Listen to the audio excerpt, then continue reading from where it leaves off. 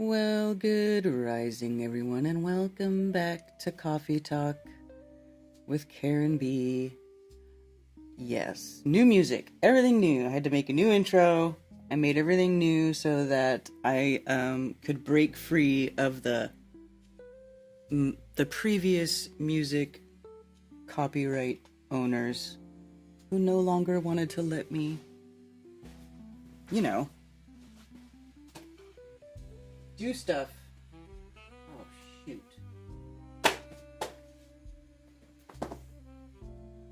Anyway. So how's everyone doing this fine Moonday morning? It's already the last Monday, the last day of March, the third month. Will you go in there, you stupid thing?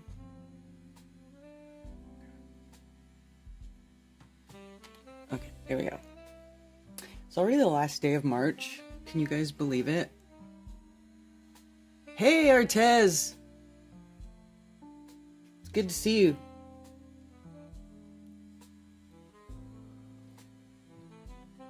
So anyway, yeah, it's the new year, the real new year. So that's good. Spring is here.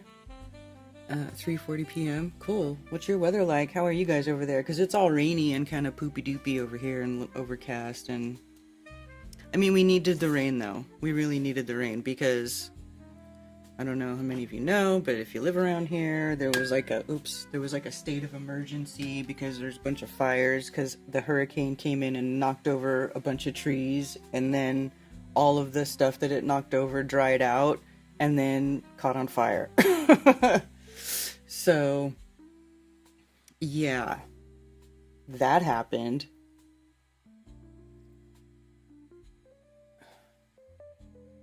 $341 now, that was Bob's number.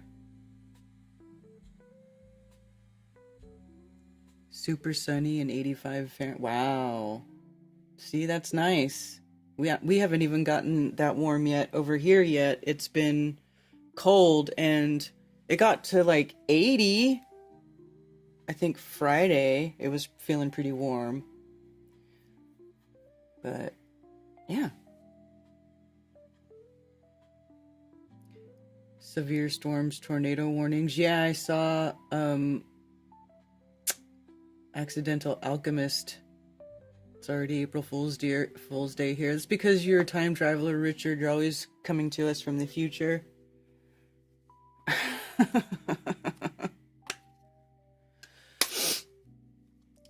Yeah, so lots of fun stuff going on these days. What do you guys think?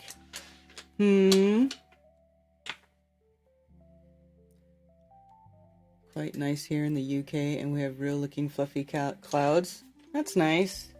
See, I think, normal weather does still happen, right? It still happens.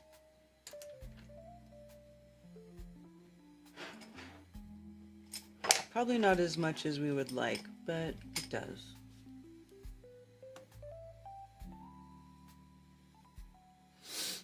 But it does.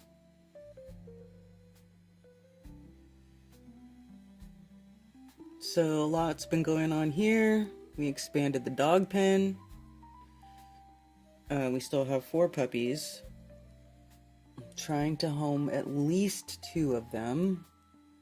I need to find 2 of them homes.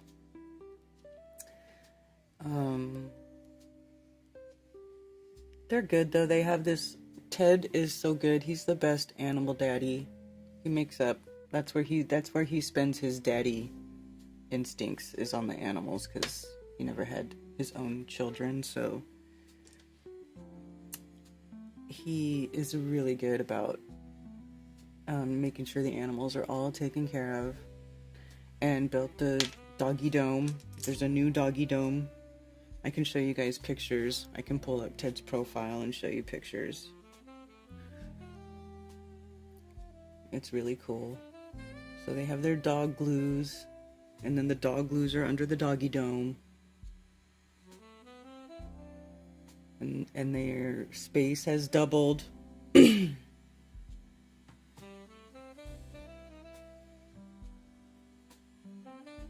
So shout out to Ted, the wonderful doggy daddy. And cat daddy too. Takes care of the kitties. He builds them little shelters. 28 and snow here, oof. Ted is so awesome, just saying, right? I just mailed out a bunch of cease and desist letters to get ahead of the curve. It seems like the cool thing to do these days. Everyone wants to be cool, right? Dude, if we could just sue people for making videos on YouTube that say stuff, why don't we all just fight? Why haven't we all gotten together and done a class action lawsuit against Eric fucking Dubé? I mean, seriously. That guy did more damage than anybody. You know what I'm saying? It's just ridiculous.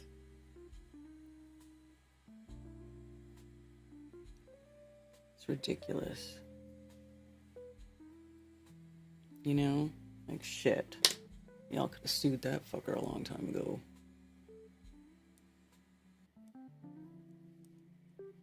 Hi, Liz. About the movie 101 Dalmatians when you were talking about the dogs these weeks. Yeah. All my puppies.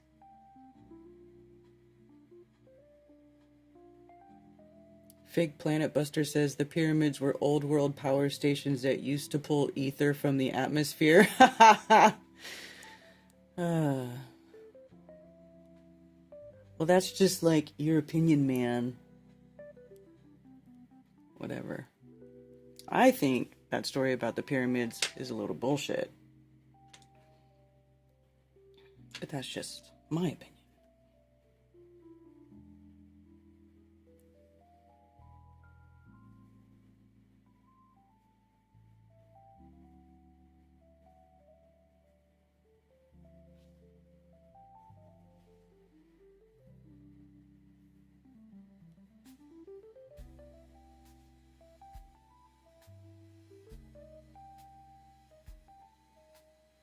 That's just silly. 5 weeks from today, Liz is gonna be back in America. America. America. Okay. Oh, this chick is weird. I might mute this chick on Facebook. I don't want to see her weird shit. Oh my god, oh my god. Make it stop. Make it stop with the weird naked people on Facebook. Holy freaking shit. Okay, let's try this again. Let's go to Ted. I'm gonna, like, probably take that person off my Facebook friends list. Here we go.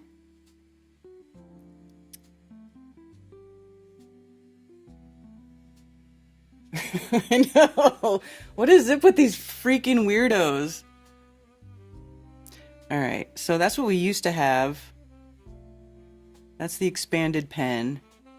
There's the doggies lounging. And then, there's... you can't really see it. But we took 2 cattle panels and, like, those posts. And then just crisscrossed them and made like a weird, like a doggy dome. Then we put a tarp over it, and then their dog glues are down there. Right? And they got all kinds of room to run around and play now. Oh, that's Ted's breakfast.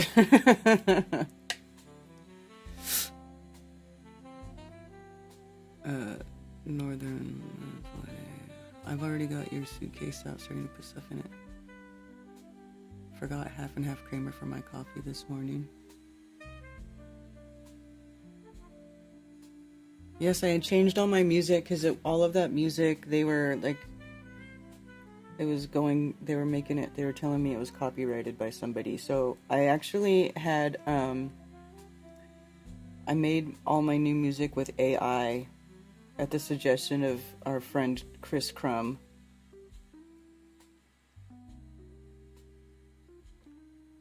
And I was actually able to do it. You ever get static shock? That's electrostatics, not... Bro, why don't you just call yourself, I don't know shit about ether, but all I'm gonna do is talk shit about the ether. I mean, come on. Come on.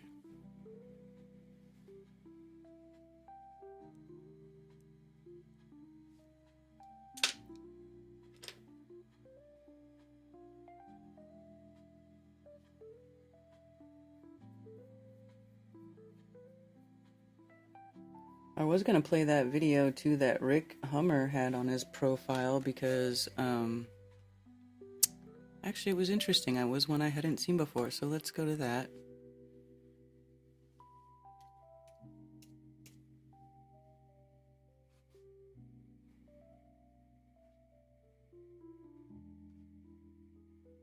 Here we go.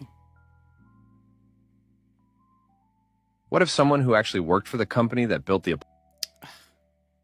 moon landing was fake? Bill Kaysing was a former insider at Rocketdyne, the company that built the engines for the Apollo missions. From 1956 to 1963, he worked as head of technical publications. This means he was responsible for writing and editing reports, manuals, and technical documents about Rocketdyne's engines and projects. But years later, he dropped a bombshell. He believed the moon landings were fake.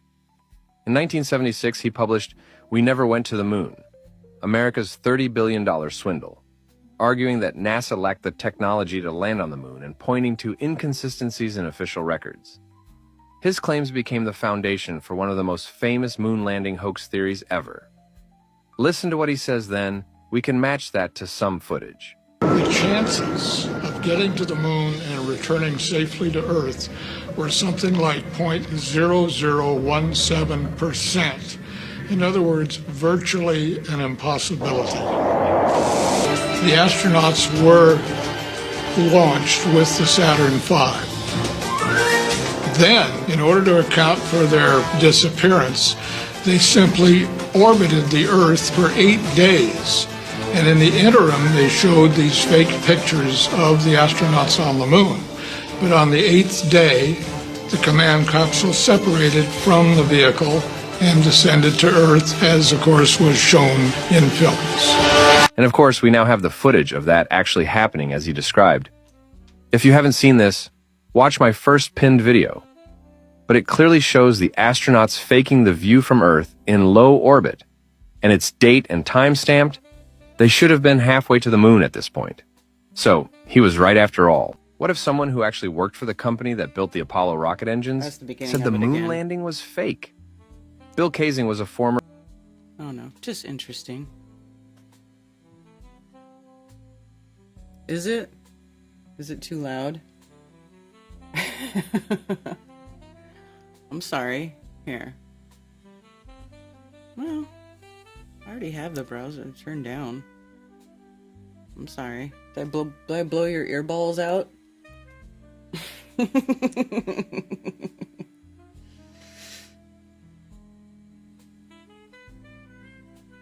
Oh, Richard's going to Scotland at the same time that Liz is coming to the USA. Liz can extend your trip.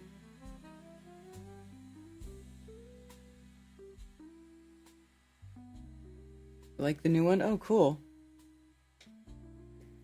See, AI did a good job for me. I kind of hate how easily AI did that music, though. I'm not gonna lie. It's like, fuck. Why don't they make AI... Give me an AI, I don't know, toilet cleaner. Bathroom cleaner.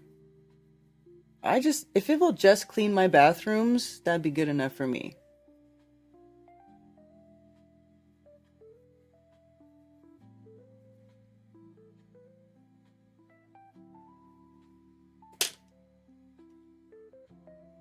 Life is better with Liz here.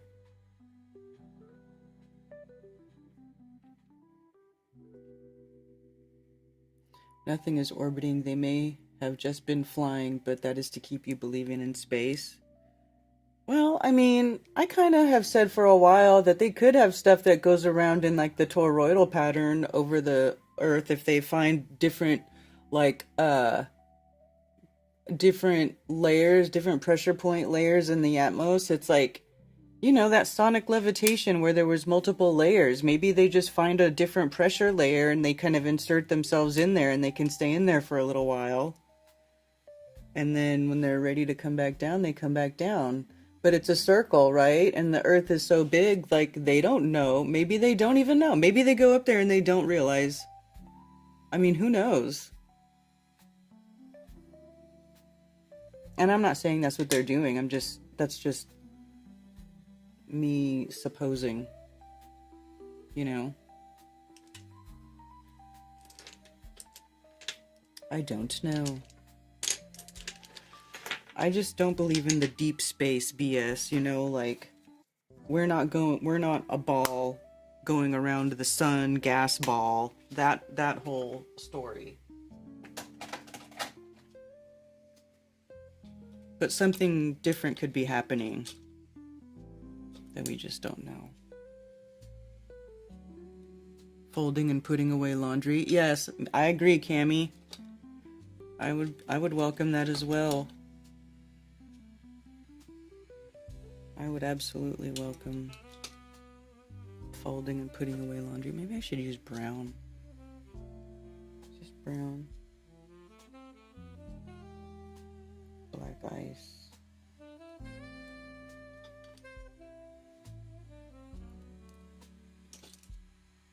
There's brown.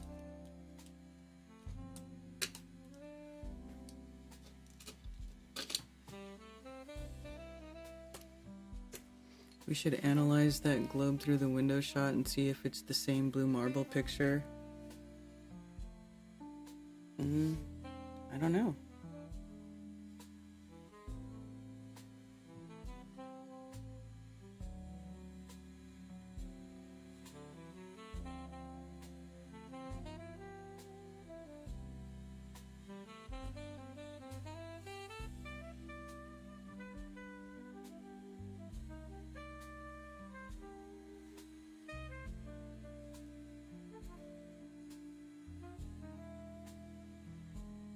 So are you guys all informed about the cease and desist letters that went out to Marty, Mark, and David? Did you hear about that? I know that there's been some kind of like trolley type people talking about it. So I thought I would talk about it, seeing as how I'm really good friends with Mark Sargent, and he is a receiver of one. I'm also friends with Marty. I used to be friends with Dave. Maybe, I don't know. He's not my favorite person anymore, but anyway. Neither here nor there. So they all got these cease and desist letters. Right.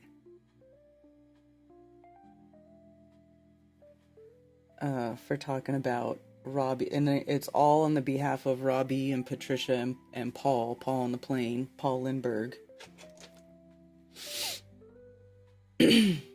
Right? So like they all together got retained. I don't know if they retained counsel, or I don't really know how it works if you want to do a cease and desist letter. I don't know if you actually have to retain the attorney to do that, or if you just have them draft up a letter that says, hey, I heard you said XYZ. You can't do that. You need to stop and apologize or not apologize, but issue a retracted statement publicly on the forums on which the claims were made. I mean, I'll read it to you guys. Hey, Chicago artist.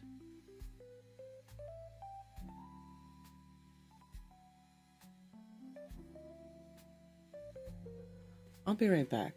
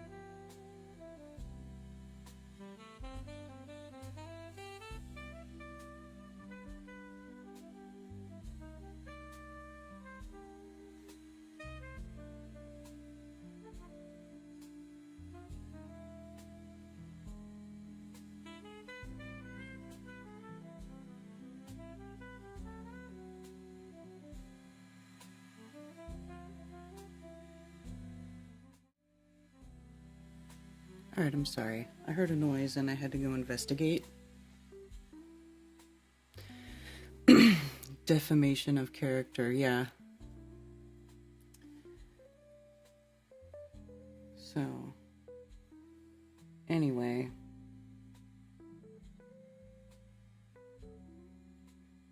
I mean, it's kind of funny.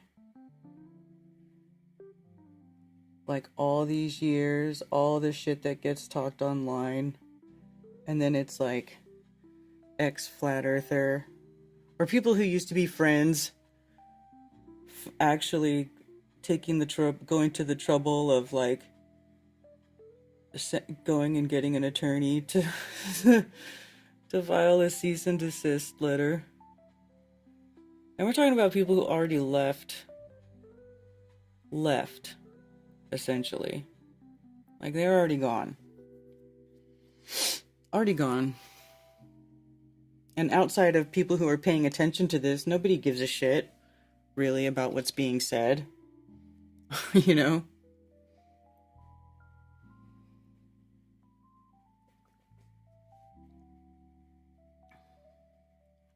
Is Robbie a U.S. citizen? I don't know. It's in Canada. I don't know.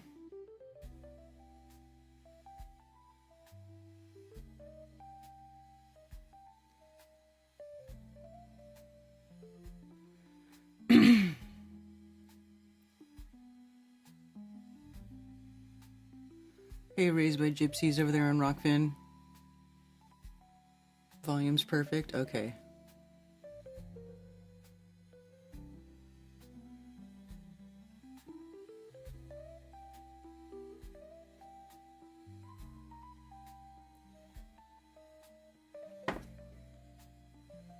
It's just wild what's going on, right? Hello, Enoch 7th. Adam 1st.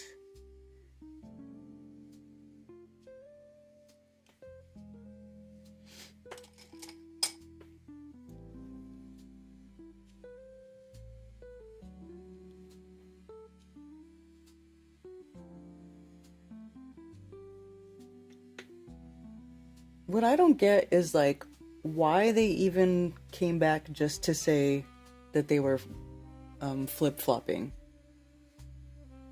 Yeah, it's just weird. That is weird.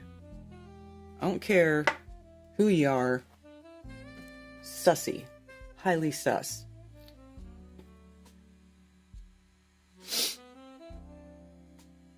Like, I would just leave.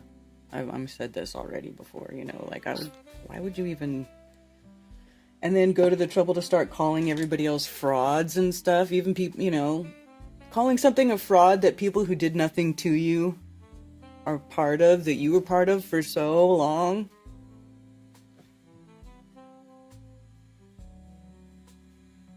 I mean, I guess. Whatever. It's just so weird to me. You know?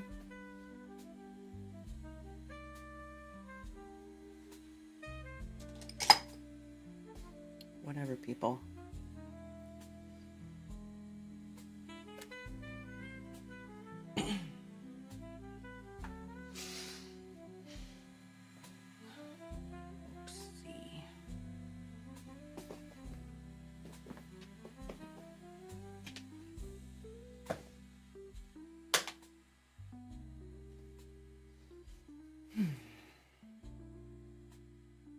Calling people frauds and liars, yeah. Hey, CMG, good to see you. I don't understand how people go back to the sphere in space. Yo, I agree. I don't get it either. Let's see, files. I'm gonna share Mark's cease and desist because he has given permission for us to talk about it and share it. And the language is the same. I saw David's too. I saw a copy of David's too, and the language is essentially the same. So basically, I think everybody just got just got a letter from some attorney in their state.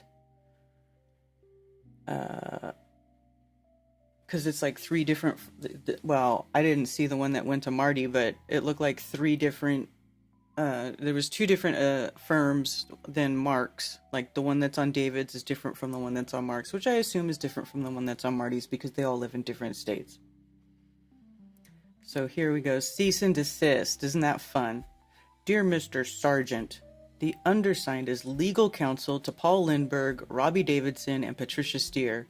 The purpose of this letter is to officially demand that you immediately cease and desist from making any further false, defamatory, or misleading statements about my clients that have caused significant harm to their reputation and professional standing, and that you issue a public retraction on the same forums where the defamatory statements were made.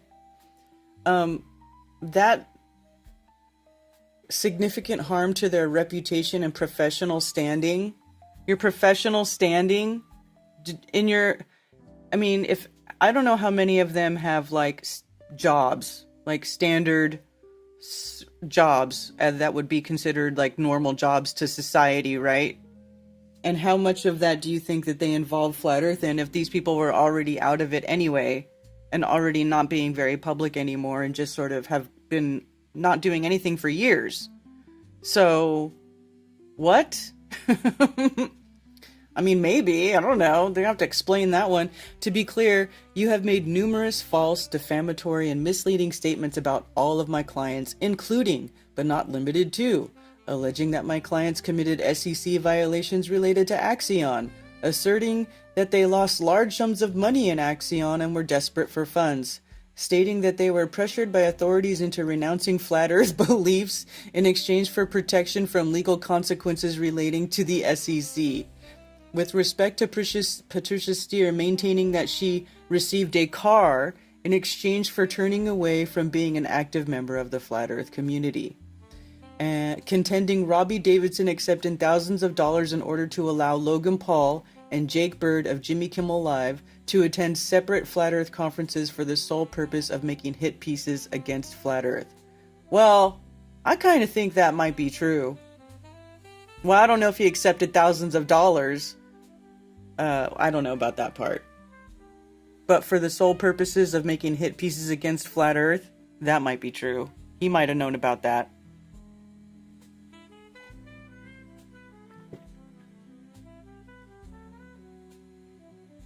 What false statements?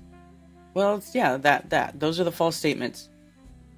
And then it says, these statements are false and made with reckless disregard for the truth. Therefore, my clients demand that you immediately, look at demand in all caps, demand, cease and desist from making any further false, defamatory, or misleading statements about my clients, whether on your channel, during interviews on other people's channels, in print, audio, or memes, including any tongue-in-cheek or veiled statements on any platform, both written or recorded, alluding to my client's involvement with illegal activities or receiving goods or money from authorities in exchange for leaving the flat earth community. Remove all online content, transcripts, written posts, recordings of the false, defamatory, or misleading statements from all platforms where they have been posted or shared, and issue a public retraction in the same forums where the false, defamatory, or misleading statements were made, and acknowledge that the statements were made about my client, that the statements that were made about my clients are false. In addition, my clients require that you leave the public retraction posted on the forums. Therefore, if you fail to comply with this demand within 7 days of receiving this letter, my clients will have no choice but to consider all available legal remedies, including but not limited to filing a defamation lawsuit, seeking damages for reputational and financial harm, including a potential claim for punitive damages due to the intentional, wanton, false, reckless nature of your statements, and seeking a court order compelling the removal of all false, defamatory, or misleading statements. This letter is the only written notice that you'll receive to seek an amicable resolution of this matter. Thank you in advance for your cooperation, and if you have any questions, please do not hesitate to contact me. Dirk Muse, blah blah blah. So they all, I think the other letter I read said like exactly the same thing. So that was sent on March 27th. So yeah, they got 7 days. Financial harm. Yeah, I don't know what financial harm they could have possibly. Patricia ain't hurting with her fancy car. I'm sure. You know what I mean? I don't know how she paid for her car, and I don't really I just don't give a shit. I really don't give a shit. But it's silly. Defamation is a really high bar when you put yourself out there as a public figure, which they did.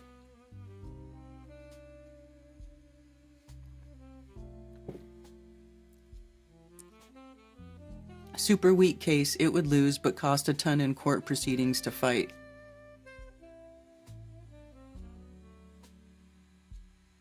What a crock of shite. Thanks, Run Boston Bear. Yeah, I redid all this stuff for this show.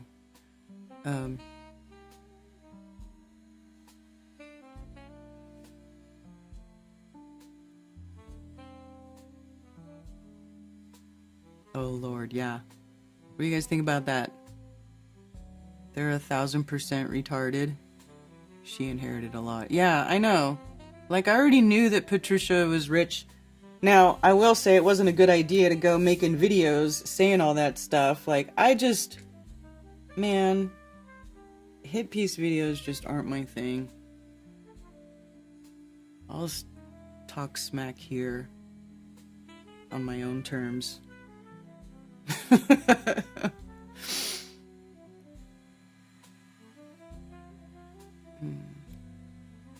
Yeah.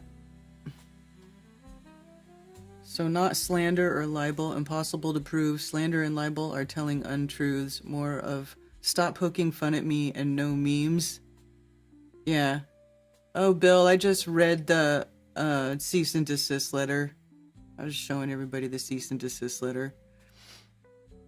This is what happens when you put yourself out there as a public figure. Dude, right? How do we send Eric Dubé cease and desist letters? I'm just kidding. It's so stupid. I would never waste my time.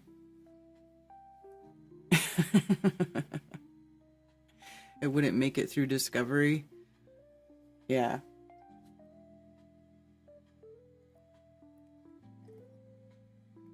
I just don't understand what they mean by says, because there's no well, it's not even saying that they have that it's caused them financial loss or anything. It just says significant harm to their reputation and professional standing. False, defamatory, and misleading statements about my clients that have caused significant harm to their reputation and professional standing. That's it. It doesn't say, you know, like, seriously, how do you think? I thought, when I read this, I was like, what judge would not laugh when this came across their desk? You know? So if they are smart, they make a statement video to tell everybody the truth, maybe? I don't know. What a stab in the back to Mark. Yeah. Well, you know, what a bunch of crybabies. I know. They'd have to prove damages. Yeah. Reputation and professional standing, LOL. Exactly, Gregory. Exactly. You hurt my reputation and my professional standing in the flat earth community. Like, the judges are gonna laugh. I think somebody would laugh.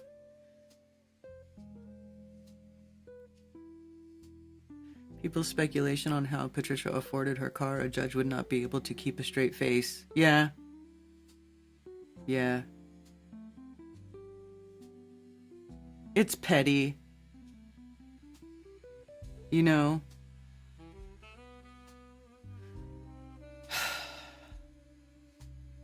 You know, but they wouldn't even have to had worried about it if they weren't, like, if they'd have just left, if they'd have just shut up and left, then nobody would have said anything. Everybody would have just been like, where'd they go?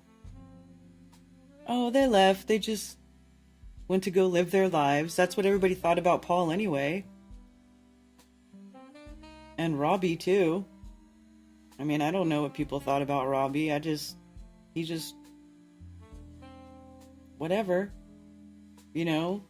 There was not, those people weren't really drawing any attention to themselves before that. Like, they purposely went and got attention just so they could say Earth is a globe and then leave. And then after that sussy ass behavior, they get all bent out of shape when people start saying stuff about him. It's like, well, what'd you expect? Just, you know?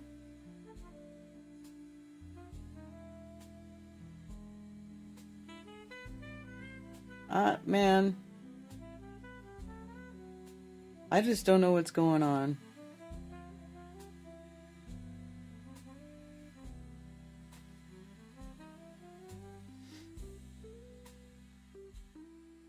No more Patreon? What do you mean? They're not professionals per the legal definition, yeah.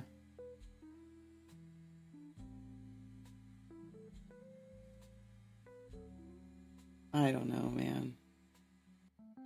If you belong to a church, would you come back on Sunday to say I'm leaving now because I believe in the devil again and you are all retards? No. If they refuse and a lawsuit is filed, wouldn't that open reason for discovery and depositions? Yeah. I guess so. Then they have to start, yeah, they would have to start making a case, basically.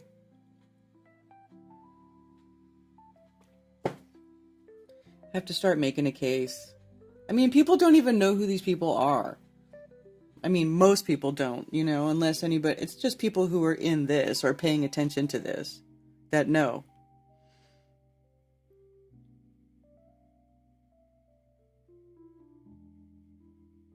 They put themselves out there as public figures. They don't have a case, but are they worth the effort of contending?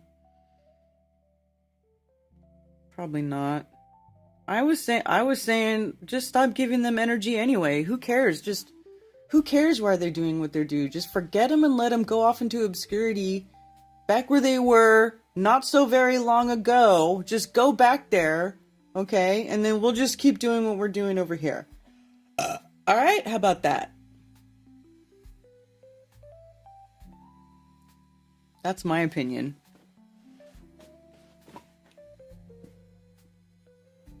Always about money.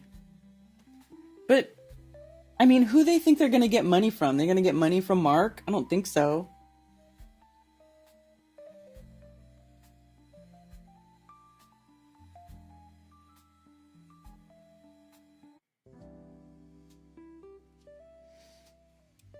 Well, they did. They said it was the Axion stuff.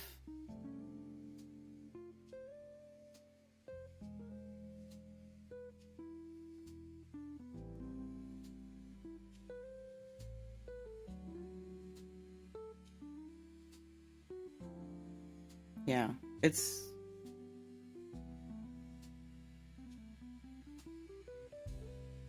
Forget about it. So we should definitely get some Axion. I know. Oy vey.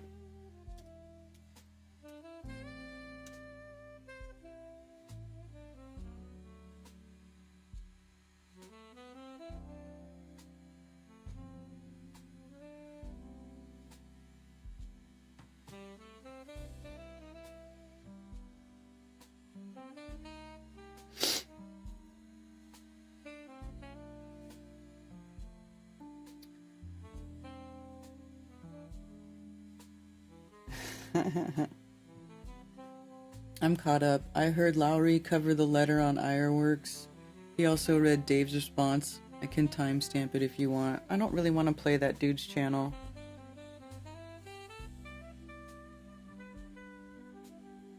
Seems like some more BS to put their names in the FE news cycles or whatever. Personally, I never knew who Patricia or Robbie or the other one was until this drama. Exactly! They were already gone. Just go away again. You know? Why do you give a shit? If we're all frauds and we're all in a cult and we're liars. Why do you give a shit what we think anyway? You know, it's just dumb. Old FE stuff.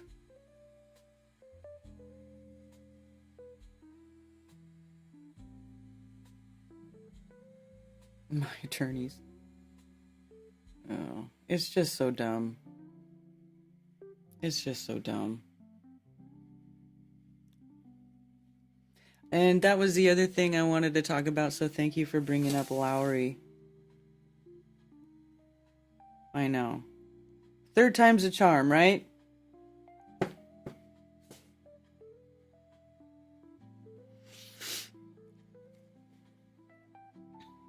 Oh, I know where I need to go look. Yeah, seriously.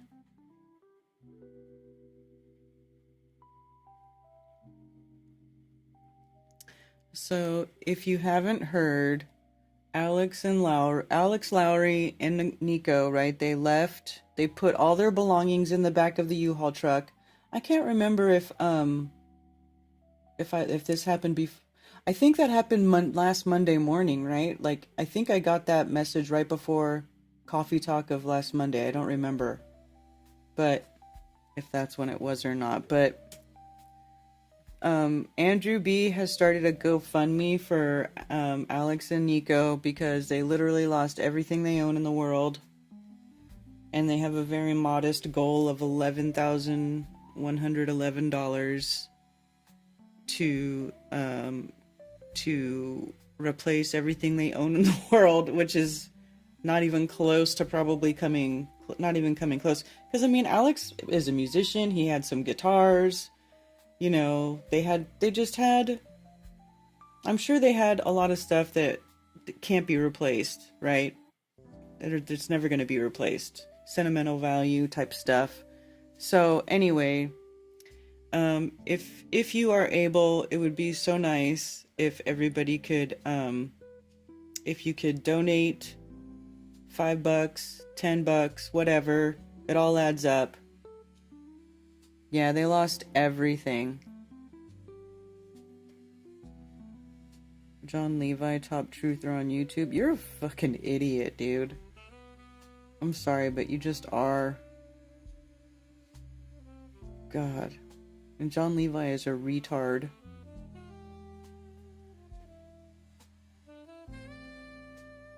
Load of vintage stuff, yeah.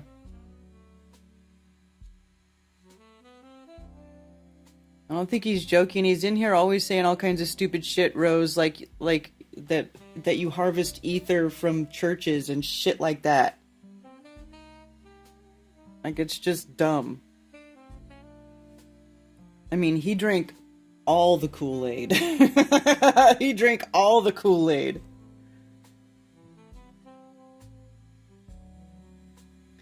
Well, if you listen, I don't know if did you watch them last night on, they did a tinfoil hat sombrero where they told the story. It was a long stream. You would have to go watch it. I don't remember if I saw you in chat or not last night, but, they tell their story. Like, it was from a really nice hotel in downtown Louisville.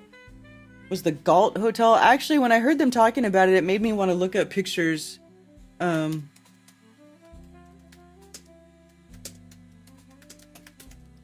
of what this place is, because they made it sound like the Galt House Hotel in Louisville. And so I wanted to see yeah, they said it was a big fancy hotel and they were on one of the top floors, and I don't know where the truck was compared to this, but they said that it was parked in a metered spot and that they could actually see the truck from their room, and then they thought it would be okay.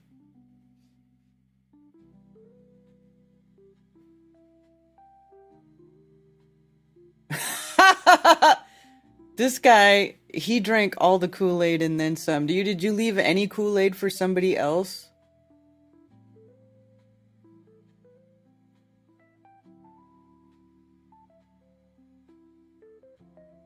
What's it been missing? Well, Witsit has personal life stuff that he needs to take care of, I think. Maybe we could just let Witsit take care of himself for a little while. I mean, a lot of shit's been going down, and they've been getting lots of attacks. I still see people calling him a control dop or a shill, and he has not ever once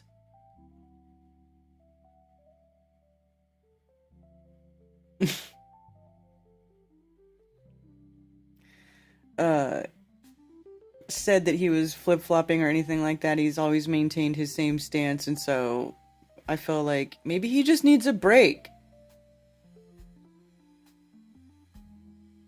Parking a loaded U-Haul van overnight in a hotel parking lot is akin to dumping your belongings. Well, if it was, it wouldn't fit inside the parking garage. So, yeah, it's a problem.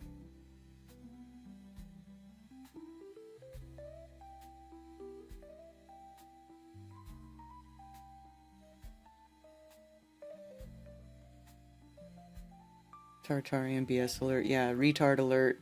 Retard alert. Hi, Sue.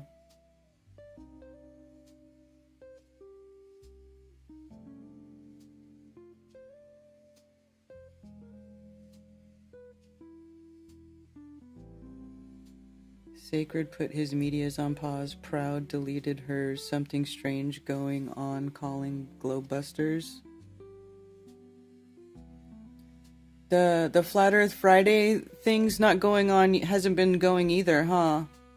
I haven't seen that pop up in a while. I mean, I didn't really ever join it because, you know, like on the weekends, for the most part, I just like to hang out with Ted because Ted works all week, so I want to hang out with Ted on the weekends. I don't, you know, I've just become that person.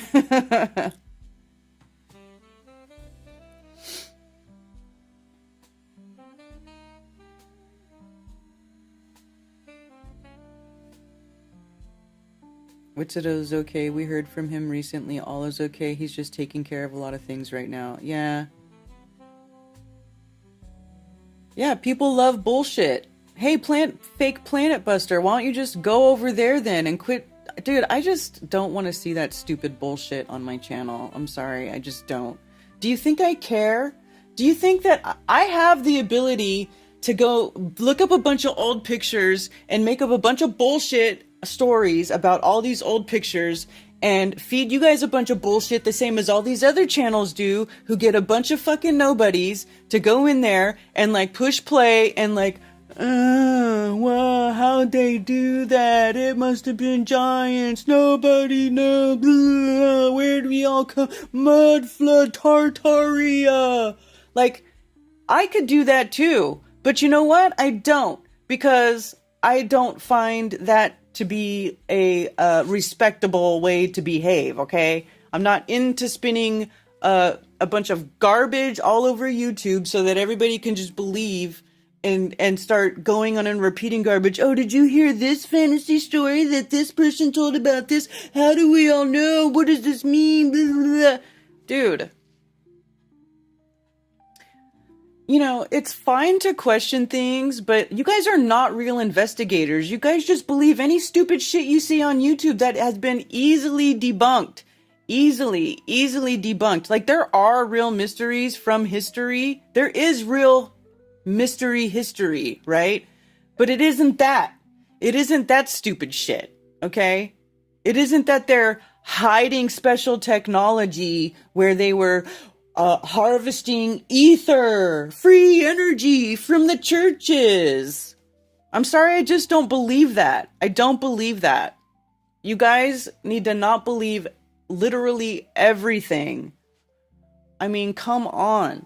If it's so, if there's ancient tech everywhere, then somebody go turn that shit back on. Go turn it on then if you know so much. Build it. Rebuild it if you know so much. Stop being retarded.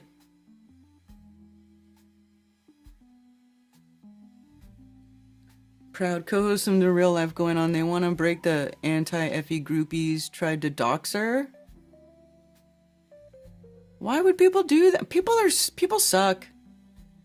Flutter Fridays has been on hold since TFE as well. The two people who run it took a break. It turned into an extended break, and one host locked their X account and deleted it. Oh.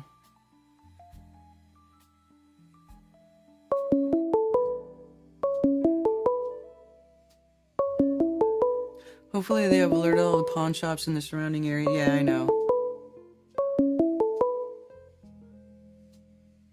Thank you for calling Coffee Talk. You're on with Karen B. Hey, it's Rose. Let me just mute myself because I have to roll to the laptop where the YouTube is playing. Just 1 second. Okay.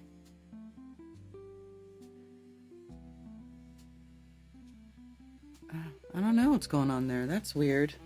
Hi, Nico. Hello. Hey. I couldn't help myself. I had to call when you're talking about quote-unquote old world / Tartaria / history is a lie agreed upon topic, because I feel like, just like with so many other topics, people are so wrong and led in the wrong direction towards these idiots putting out incorrect information, which is distracting them from the actual stuff that we could be looking into more. And so I definitely consider the idea of Tartaria a complete psyop to distract the people who fall for it from finding out really cool stuff that they could be looking into if only they stopped watching those YouTube channels. And, some of those people like Michelle Gibson, she seems like a really nice lady, but she's just wrong. And then there's other people who, I'm not going to say names because I don't want to say anything mean about someone who isn't here, where I just feel like they are deliberately lying and putting out information, just like in Flat Earth. There's legitimate information, and then there's stuff that's really annoying that flat earthers say to make themselves look stupid, like how they think that normies actually think that Richard Nixon called the moon on a landline, when even the Globies know that the phone line was patched into a radio. So it's like there's an equivalent with the quote-unquote Tartaria, and I wish it would just be like ancient civilization ideas that we don't know about, because with the megaliths and everything and the weird stuff that we don't understand, why aren't we actually looking at that stuff instead of just old pictures of world fairs and shit, Yeah, well, exactly. And all their stuff is so easily debunked. Especially all that old world stuff, even the fairs. The fairs are not even that big of a mystery. Once you look into it, it's not that big of a mystery. And then when all the fairs were electrified, guess what? That was after electricity was known to have been a thing. So, yeah, they electrified everything to be like, look what we can do. Now, with the whole Egypt thing coming out, which Ben Balderson pointed out that, like, if you actually look at the scans, the computer renditions is purely subjective, and that it doesn't, you can't prove that what the people did, like with CGI, is what's actually there, but it does look similar to what came up on the scans. And it's interesting because one of those computer graphics that shows like the long cylinders with the quote unquote staircase and then like the squares under it, I saw in one of the computer graphic version that it was a very, very specific looking tuning fork. Now, we all know tuning forks are legit, and tuning forks probably have something to do with the ancient knowledge that's been forgotten. So who injected that tuning fork into the computer graphic to get all people who are knowledgeable about tuning forks to be like, oh, look, it's a tuning fork. It must be electroculture generating the free energy from the earth. But they're only assuming that about the CGI and not the actual LiDAR. Like, show me the spot on the LiDAR where that tuning fork is, and if it really does look like, 90-degree angles making this inorganic material that is a tuning fork, then I'll be like, hell yeah, holy shit, there's a tuning fork down there. I wonder what frequency that is. But instead, it's just people are looking at the CGI and just assuming that there's a quote-unquote tuning fork there. You know what I'm saying? So I feel like there's stuff being injected for, like, people who just believe whatever they see, just like the AI images being shared, to just latch onto these ideas, and then it's going to become its own egregore where everyone's like, how dare you not believe that there's tuning forks under the pyramids? You know what I'm saying? Yeah, totally. So, Well, that was just my rant about that, and I also wanted to thank you so much for the video you put together about the jet fuel hoax, because as you know, I got an email recently from someone asking me if I've ever heard of it, and it was so convenient just to go to your channel, click videos, and then share that video saying, look, we looked into this, and it turns out that it's incorrect, and this is the best response video in the future if anyone else brings this up. You know, it's very convenient. well, you're welcome. Thank you for sharing it. Well, I hope you have a wonderful rest of your day, and hello to everyone in the chat, and I hope everyone in the chat also has a great day. Yes, you too, Rose. All right, cheers. All right, chat soon.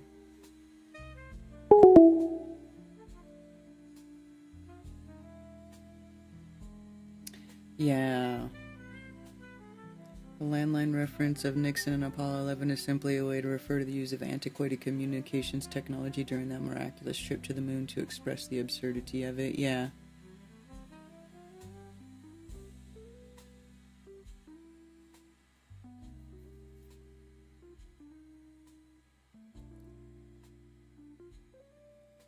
Yes, thank you for sharing that link, Liz.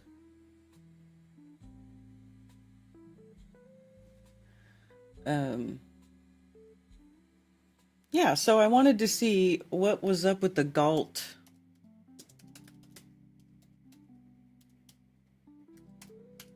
And like where it was. Galt House.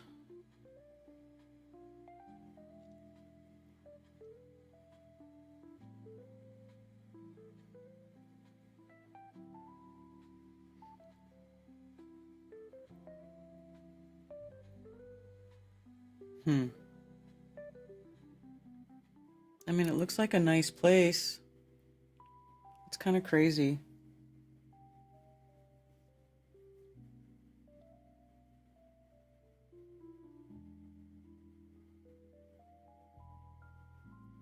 May drop by this Thursday if you say ether 2 more times. Yeah, can we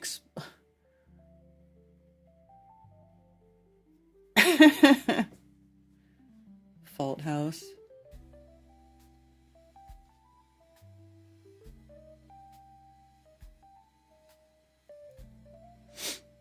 Yeah, so the Galt House was really pretty place, and you can see where we parked the U-Haul from that drone video. Oh, really? Was it by the water or was it somewhere else?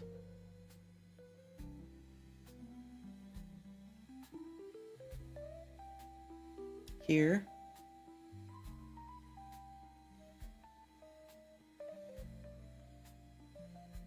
Interesting.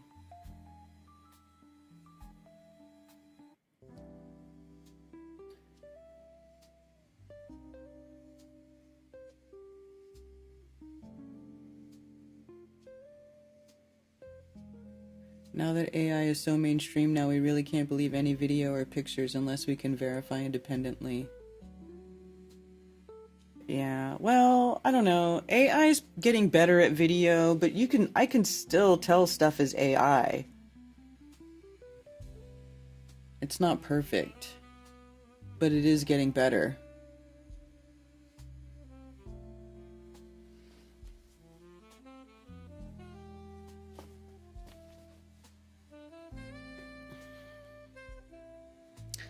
Yeah, so, well, that sucks. Anyway, so Nicole, how are you guys staying with NDB like indefinitely, or what's going on there until you figure out what's going on with the other thing?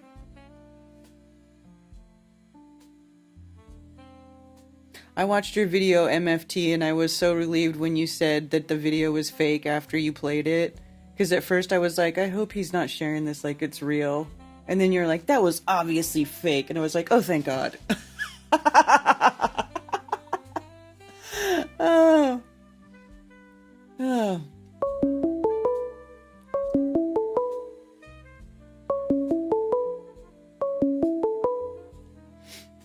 Thank you for calling Coffee Talk. You're on with Karen B. Hey, Karen. How's it going? It's going good. Hey, Kyle, how are you? Doing well. Yeah. Just kind of listened to you this morning. You sound a little stressed out, and so I'm like, I gotta get you on a positive note somehow.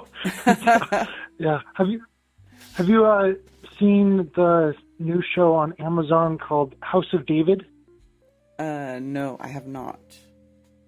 Oh, I just started that one. It's really good. It's like binge worthy. It's like really high quality, and yeah, I feel like they were kind of inspired by the success of The Chosen, and they're like, we're going to do one about David, and yeah, I just kind of started it off, and yeah, I'm really into that one. It's great. What I really like about it is the way that it just kind of makes you want to be a more humble person, I guess you could say, and yeah, it kind of directs my thoughts towards, it's like, I would just want to be more close to the creator there. And I think if it leaves you wanting to be better, it's a success. You know what I mean? Yeah.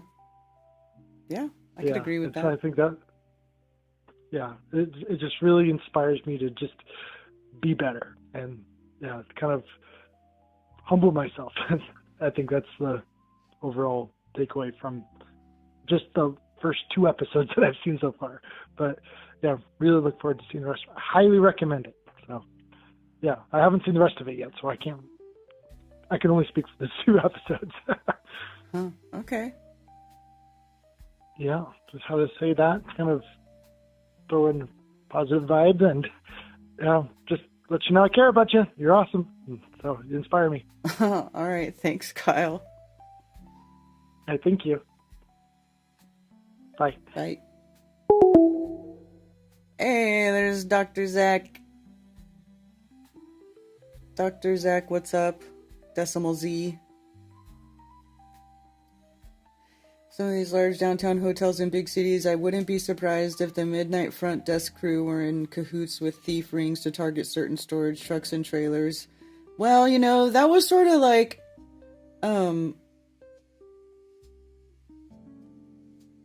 that was my thoughts last Monday when I heard about it. I was like, man, it could be a ring. They could probably just have a thing where they just take these trucks back to some warehouse, and then they have all the time in the world to like peel into it and see what's in it, because nobody knows where they are.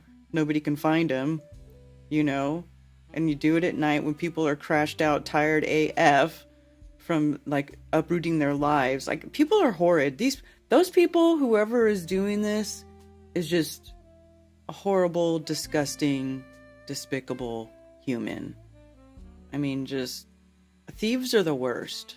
I freaking hate thieves.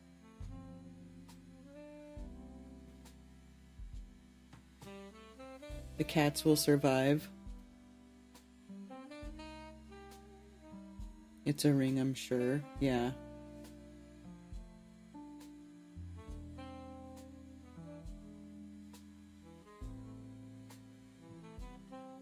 Yeah, man. That's sketchy. I mean, how do you prevent that? You have to be like sleeping in the truck.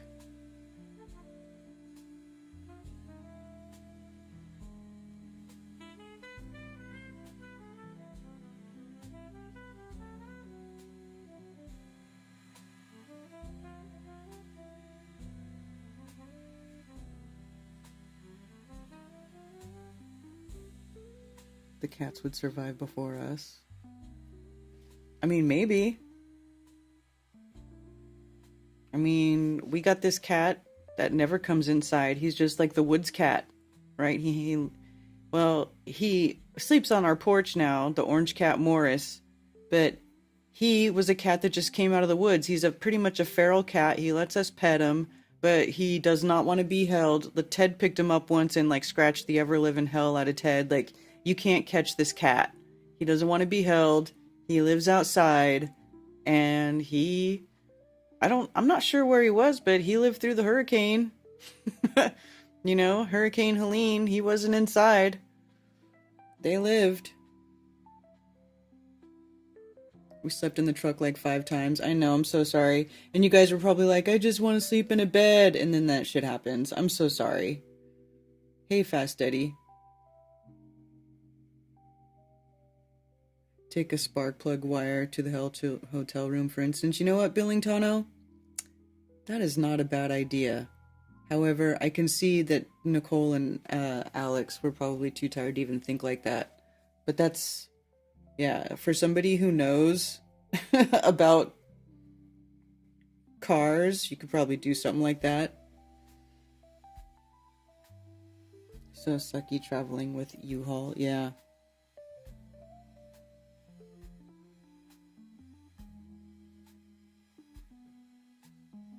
Effie Muppet videos on another channel called Artez and His Puppets.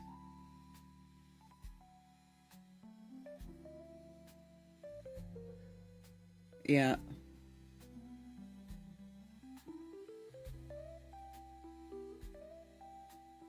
When we moved across country with our U-Hauls, we learned there's like 8 cities you just do not stop in. Keep rolling through. Huh. See, I moved across country with a U-Haul. This was in 2011. We moved from San Diego to North Carolina. But it wasn't, wait, was it a U-Haul? Or was it like I think we got like a Penske truck. It wasn't a U-Haul, it was pretty sure it was a Penske truck.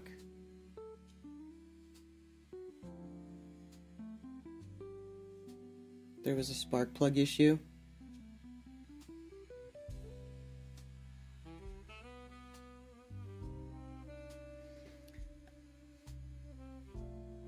And Ben got his truck stolen, yeah.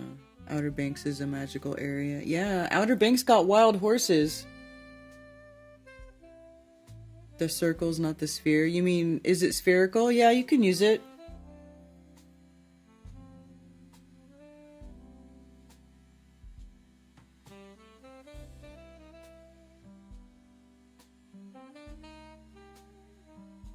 The blinkers and hazards kept shorting out.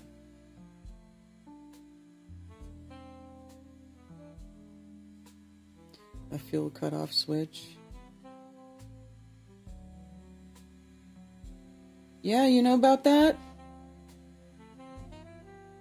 Watch this.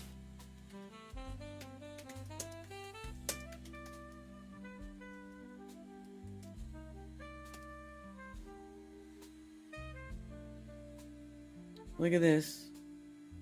Wild horses on the Outer Banks. Wild horses on the Outer Banks. Wild, free, and beautiful. You've seen pictures of them on Facebook, blah, blah, blah. Few creatures evoke such a mystique and conjure a sense of independence and freedom like the wild horses of the Outer Banks. Officially North Carolina's state horse, these Mustang ponies are descended from equines brought here by Spanish explorers of the New World more than 500 years ago.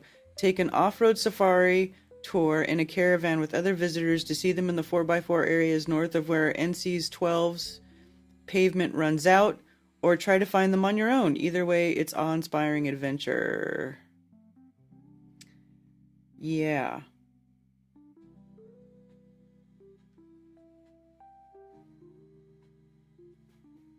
Did you guys see them while you were there at all?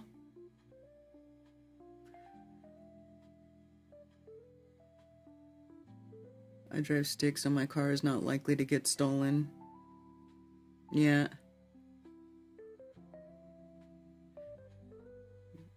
Back to the letter, I'm wondering if they want this cease and desist because they are planning to be in possible future documentary. I don't know. Robbie admitted that he was going to be talking to Will about something like that. Is what I heard through the grapevine. Cannot confirm or deny, but that's the rumor. So apparently there is a documentary being made. I don't know who's going to be in it, though. I can't say.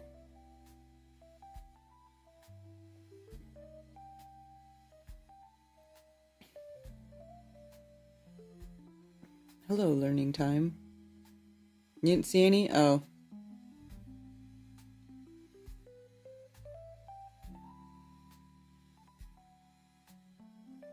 Wild horses at the Freedom Festival? Was that in Arizona?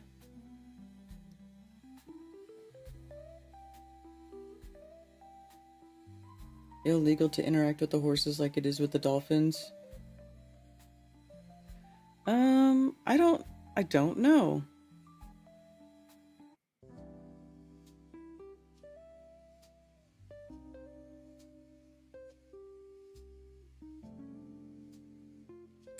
How to see the Corolla, North Carolina wild horses for free and for a fee.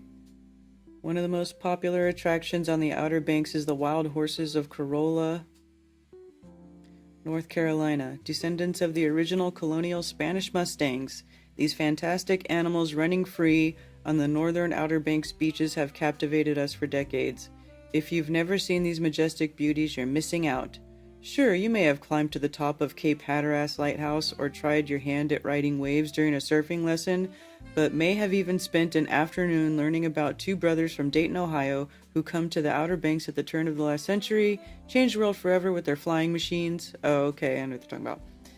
You may have done those fantastic OBX activities, but have you ever watched a Corolla wild horse jog along the beach? Two options. You can book a wild horse tour with a company like Corolla Outback Adventures, or you can embark on your own self-guided journey on the 4x4 beaches of Corova on the quest to find the wild horses. Seeing the horses isn't a guarantee with either method, but you will likely spot at least one.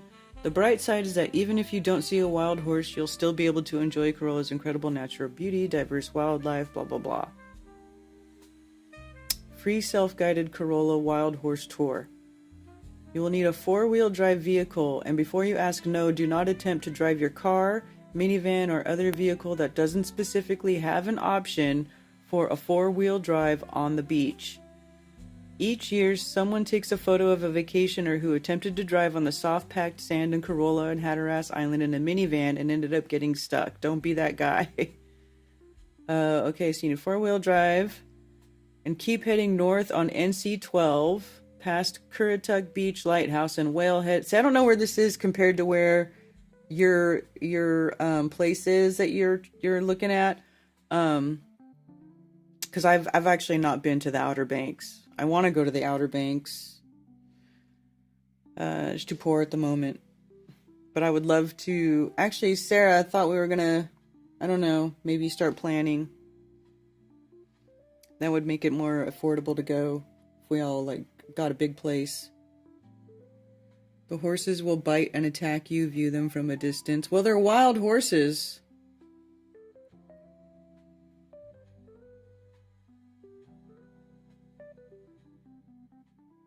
I think it's safe to assume there's a production in play for sure. Yeah.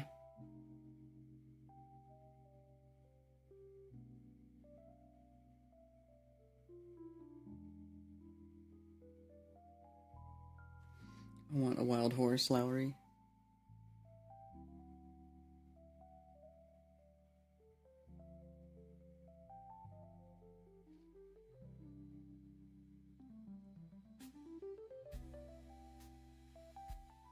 Everyone visit. They can and will charge and attack you if they feel threatened. Not warm, fuzzy, and cuddly. Yeah. I wouldn't be messing around with wild horses. Because they're strong. Horses are strong, man. They can hurt you. They can put the hurt on, for sure.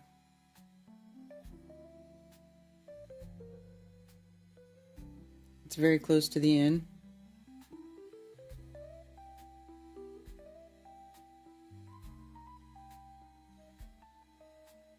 NC 12 a little north. Horses are conscious beings. Yes. Well, I grew up with horses. I love horses. Horses are amazing. They're really amazing.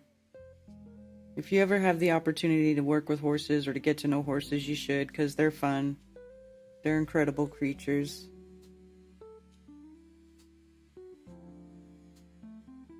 They're like, you know how they say a dog is man's best friend? Well, horses were man's best friend, I think, before dogs.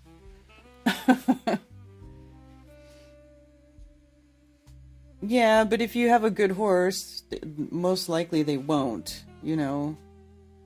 Although, yes, some horses can. I love other people's horses. That's funny.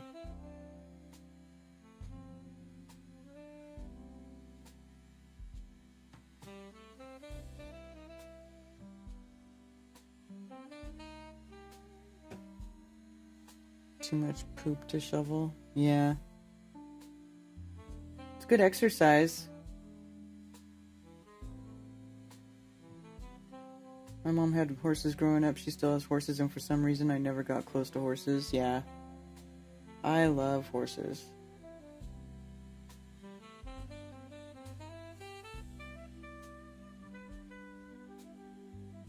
Yeah, after you have a barn and fences, a horse can still cost $1,000 a month. Yeah, man. Horses are expensive. It's a labor of love. Like, we used to have horses because we needed them for, helping to do work and for travel. Not so much anymore. Now, to have a horse, it's totally just a labor of love. It's an expense. It's not a necessity.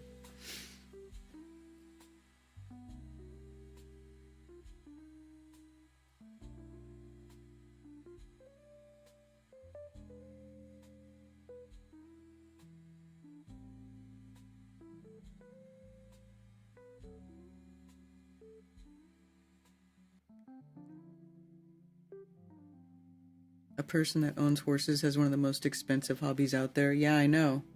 My mom's got like 3 of them. Right? Yeah, Max, Pilani, Sandman's still kicking. He's old though. He's probably not going to be around for too much longer. Sandman's old. But she's got a Pasofino and then like a mini horse. She's got my mom's got a bunch of horses. Hay burners, yeah.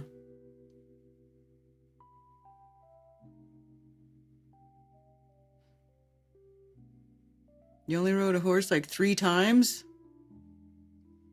Ooh, I used to ride every day after school. I used to ride all the time. Now, it's been a long time. I haven't really rode since, I can still ride horses and I have ridden them, but I don't ride anywhere near like I used to.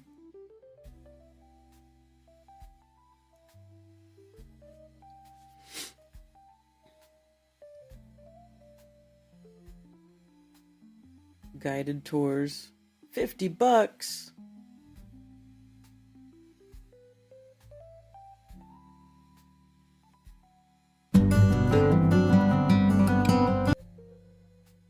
See?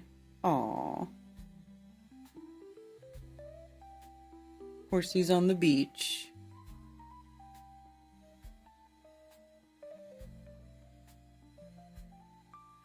The inn is nice. You guys want to look at it? Can we look at it?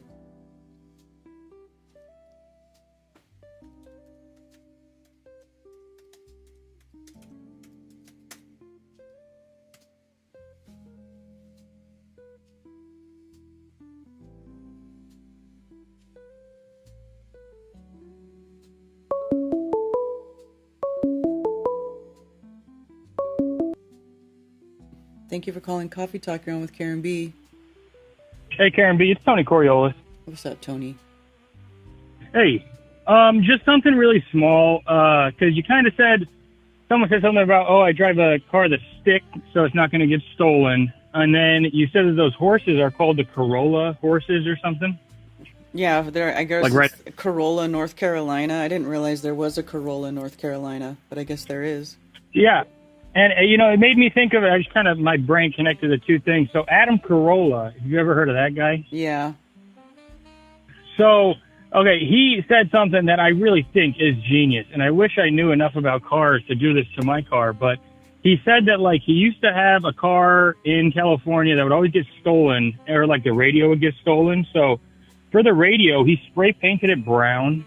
And then, no one would steal and be able to sell a radio that's spray painted brown. So he never got his radio stolen. But then in addition to that, too, he also put a fuel switch on his car. So if someone broke in, and I get you can't do it like a U-Haul car, but if someone broke in and started his car, it could only get a couple hundred feet. So he said like 5 different times he kept on going out and finding it like just down the street, you know, where the fuel pump, no one knows he's got the fuel switch off or something. So it's just very smart. And just a reminder that there are no rules to this whole thing. And yeah, you can do whatever you want, everyone. Yeah, we just all think that there's rules, you know, all over. But I don't know. I'm just young. I'm figuring stuff out. And yeah, I'm taking good notes from people. And yeah, I don't know exactly what they're saying, like with the whole, you know, the lawyers getting involved and everything. I don't know. I don't see it as much of anything, and I don't think I got anything to worry about. I'm not talking nonsense about people. So Yeah. Yeah, I don't think you have and anything either to worry way, about. anyone who would believe like some quick nonsense stuff, like what are they going to do? They don't do anything. Kind of. It all goes into like the abyss, and I'm just listening for good people. So I found some, and yeah, Coffee Talk is high up in my books. Well, thanks, Tony. Gotcha. And for the record, I've never ridden a horse, but that's on my list. Oh. Yeah. Well, it's fun. Yeah, totally. There's a guy I know up out of town, and he said that he didn't ride horses, and once he did, then he got rid of all of his like quads and dirt bikes and everything. He's just all into his horses now in his truck. So I'm friends with that guy. Maybe I'll ride one of his horses. I don't know. But yeah, there's no rules to any of this. Everyone, just reminder on that. And have a good day. All right. Thanks. You too. All right. Peace. Peace.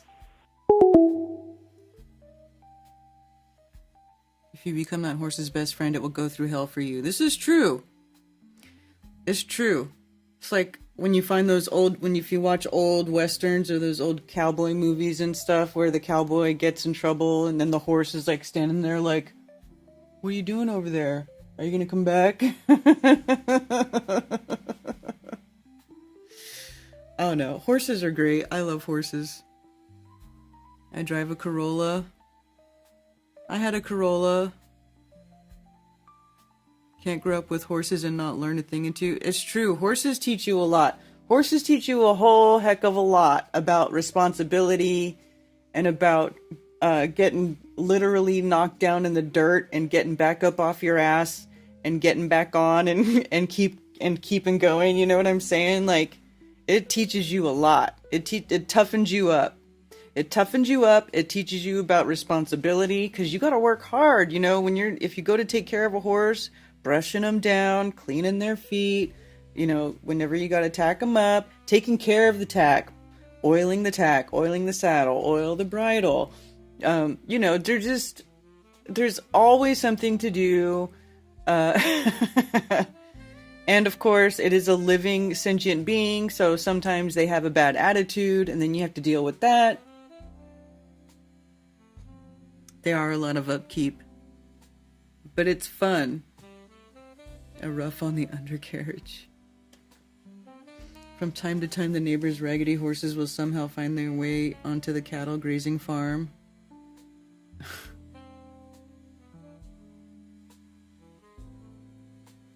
Rat year born should never ride a horse. Why?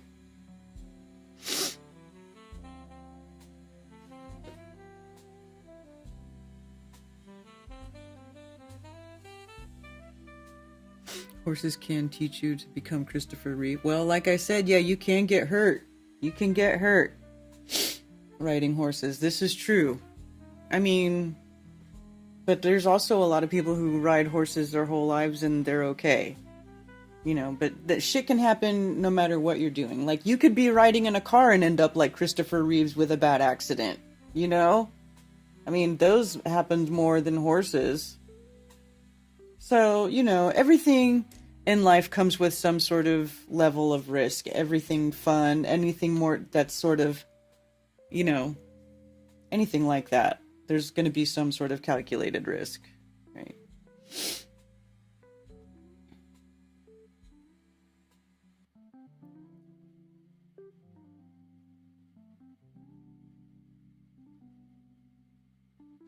You say, there's Ted. Hi, Ted.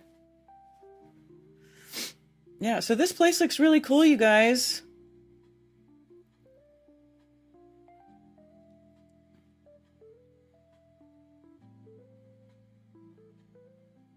How many rooms does it have? Ooh. Frittata.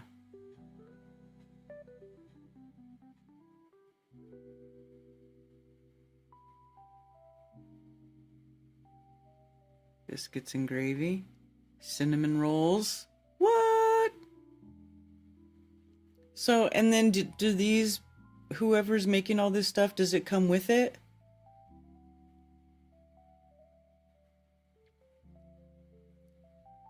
$9.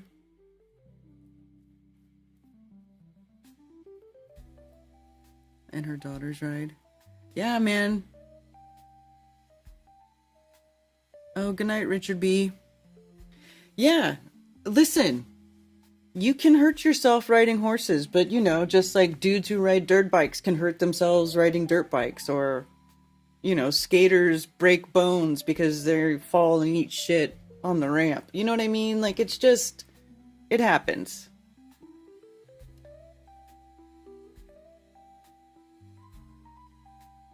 We take over the breakfast? What do you mean you take it over?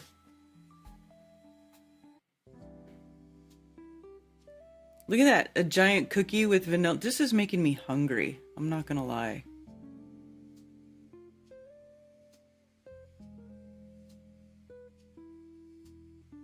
It's very nice. Shortbread. Looks like, was that French toast? Biscuits and gravy. Omelet with some potatoes and onions. That looks so good. Oh my god, I'm hungry. I'm so hungry. Okay, stop it. Stop it. Stop it.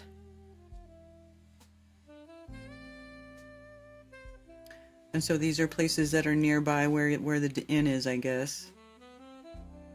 These restaurants. Sushi. Pizza. Gingerbread house pizza.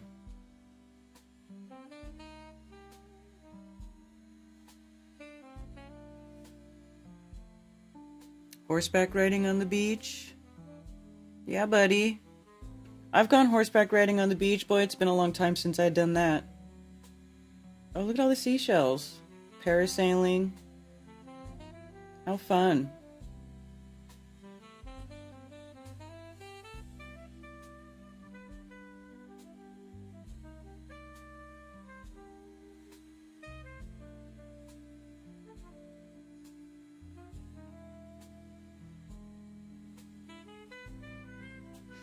Food talk with Karen B. I know. I'm so sorry. I'm terrible. Current owners are lovely, yeah. I had a horse drag me through a pasture about a half mile once. Kind of sucked. I was really young. Oh, I'm sorry about that. But yeah, I remember I was riding, I had this mare I used to ride all the time. And she did not like being ridden bareback, right? So we got this bareback pad that we put on her so that I would try to ride her bareback. And she didn't like that shit either. She bucked me off and I fell into a thorn bush and it sucked. It sucked. Oh, man. The most dangerous thing any of us do will operate a motor vehicle. Yeah. I fell off a polo horse once onto a pile of poop, which saved me. Oh, Rose, no way. That's hella funny. You know what's weird is I've been getting a lot of polo videos in my feed on Facebook here recently.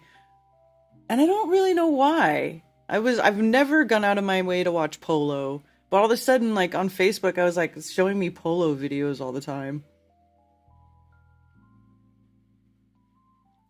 I was used to Western and English riding, and with polo horses, if you kick them, they will start to canter. And I didn't know you just did a tick-tick with your mouth to get them to trot. Oh, and it just started bolting. Not bolting, but canter. It's like canter is like a lope, or like a faster than a trot, but not a full run. That horse knew exactly how to land you directly on that thorn bush. She dumped me on that bush, man. It was awful. I got bucked off bareback in the lead around my wrist, so when he took off running, I went with him. Oh no! 11-11.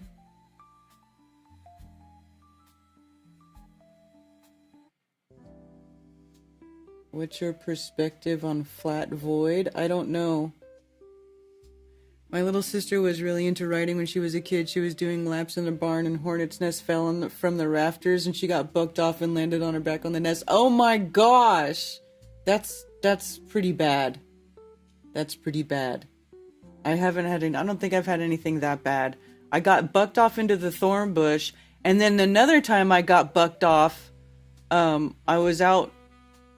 There used to be these different big pastures, right? And so when you went riding, wherever I was riding, you'd have to go through these series. You'd have to go through a gate once in a while. And this one time, we were going through the gate, and my foot, like the stirrup, got caught on the gate. Not even bad, but enough that my horse was like, oh hell no. She started bucking, and I got bucked off. And I landed on a log, I landed on a log, and it got me right in the center of the chest, and it knocked the wind out of my lungs, and I had to sit there for a while so I could catch my breath. It knocked me on my ass, and I was like, dude, it's seriously, man, shit happens. I know about horse accidents. I've been tossed around a few times. I still love them, though. That's how it is. She never rode again. I also like trail riding where you really don't need to know how to ride. They're just used to following each other. Yeah. Most of what I did was just trail riding, but I was by myself. I wasn't like with anybody. I would just take my horse out and go ride around in like the foothills there on the peninsula in the Bay Area. If anybody's familiar out there, like the Portola Valley area. Like if you drive on 280, sort of in the more south part of the peninsula part, there's like a bunch of hills and horses and in that area.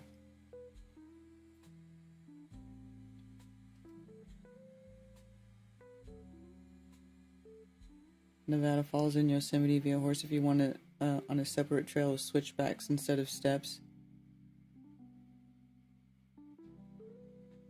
Have fun with the Little League. I got thrown once because I thought I'd be badass and try to ride my friend's mom's racehorse, knocked the wind out, and I couldn't breathe for a minute. Yeah, man. Yep. If you ride horses, man, they'll give you your very first lesson in FAFO. Right? That's how I got my first lesson in FAFO for sure.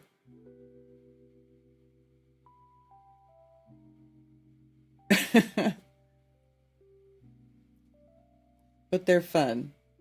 They're also fun.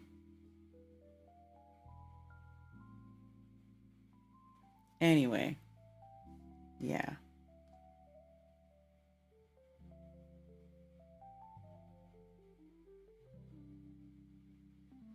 This is a really cute place. I like the rooms. It's very quaint. Quaint looking.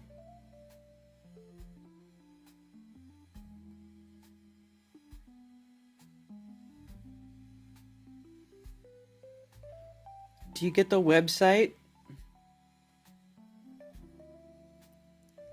Do you get to take over the website too if you do this? What is this? What is this? Where's this at? I don't understand.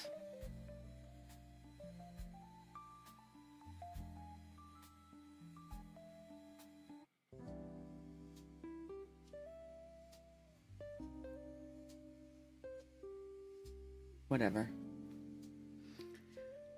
Flat plane horse riding. How would I learn more about sidereal time? I did a training this weekend in remote viewing, and the way these normies explain it makes zero sense. Sidereal time is the stars, in relation to the stars. What do you mean sidereal time?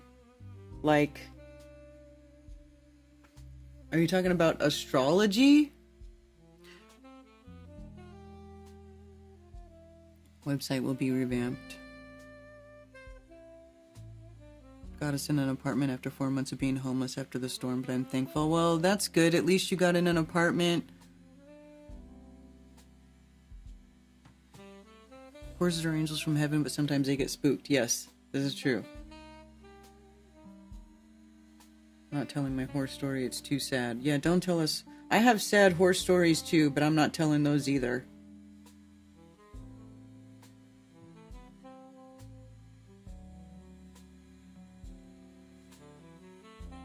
Ethan Commenti is an expert on sidereal.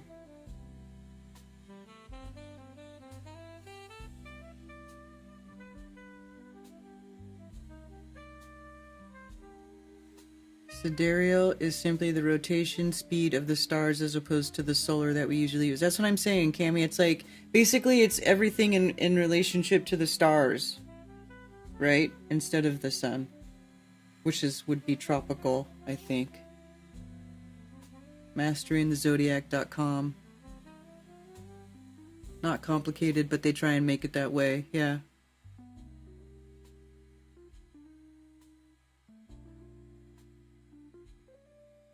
I wish I could donate actual things to Alex. I have 3 households worth of extra things I would like to donate. Where are you at, Polly?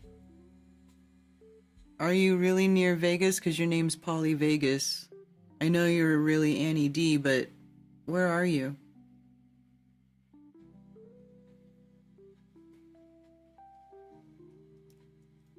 Because it's funny too, because I was like saying that too. I'm like, shh, maybe I can give them some stuff.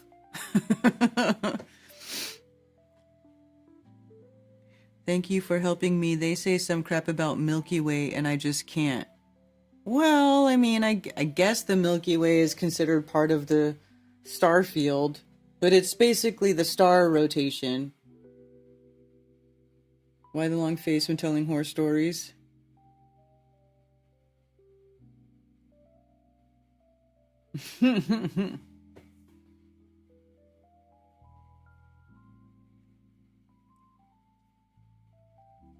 Yeah, so like, I've talked about it before too, like in astrology, there was some video going around about this woman saying that, you know, that the sun or the moon or something was in the wrong place because they were saying that the eclipse, I think it was during the eclipse time, and they were saying that the eclipse was going to happen in a certain sign, and she was like, oh, it's in the wrong place, blah, blah, blah, blah, blah. Well, no, it's not in the wrong place.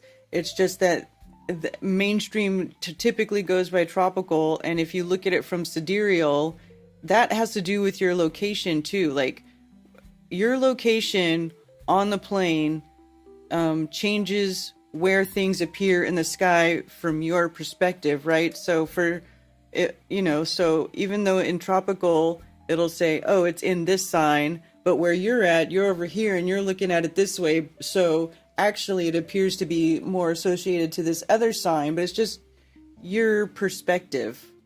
I don't know. I'm probably just confusing things by saying that. Will there still be a conference in September in NC? I have no idea. I'm not doing a conference, and I know nothing about it, and I've not heard anything, any update or anything about it. Especially because of all this drama that's been going on, like, I've not heard anything about it. And honestly, I'm surprised people want to do one right now. I'm shocked. Everything is in the shitter. I mean, I guess I think things just need to settle down for a little bit. Yes, they are akin to a prison chain gang. Do these paid rides for the master and earn some hay, oats, and fall asleep? Solar day is 24 hours. Takes the sun 1 day to return to the same spot. Sidereal is 23 hours, 54 minutes, or the time it takes the stars to return to the same spot. They were so cool. Nobody knew whose horses they were originally, but they were nice. Horses that used to roam the mountains where I lived. Yeah, I remember in Santa Cruz Mountains there being just like this one horse that would hang out in this neighborhood, just hang out. Yep. Over a year, this difference accumulates so that there are roughly one more sidereal day than solar days in a year.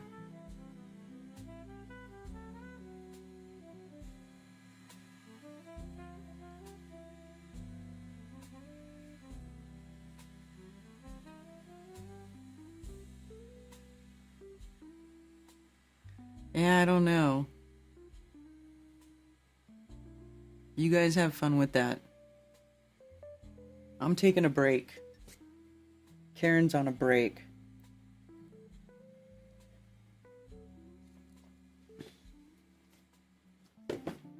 Hey, Tommy, tell the truth.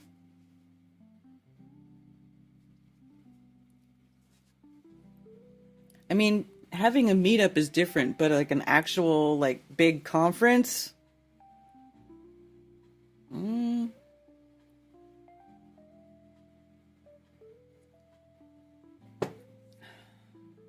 Things just seem so, I don't know, man. Like when we started doing these, things were totally different. Everything was much more on like a upswing. Everything had much more of a positive vibe going. And right now it just doesn't.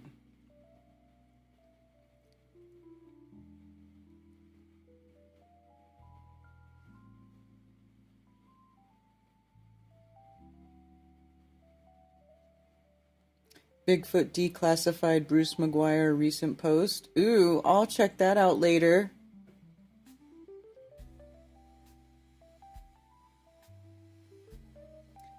Have we changed over on the Mayan calendar last month on the Kali Yuga to a new age? You think that Mayan shit's real? Everything does feel different. I'm not sure about the Mayan calendar. I thought, I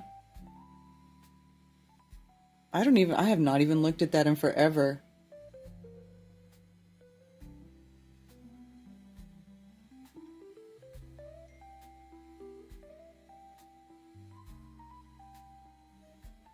Will Effie recover from it? I don't know, maybe. In time. I think in time, things will get better. In time. You know what's cool about Bigfoot? Stefan from the Deftones is all into Bigfoot now. He's all into it. So he made a bunch of Bigfoot stickers. You guys check this out. These are hilarious. Well, let me see if I can make myself bigger. Oh, wrong camera.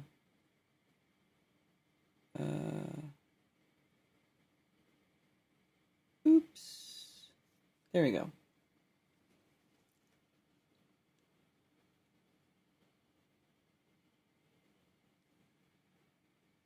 So he gave me like the collection of Bigfoot. Because you know the Strong, that's his brand, right? The Strong. And he made himself Bigfoot. And there's like, they all have different things in the crotch. That one says LA. What's this one? It's got a little Raiders thing on there.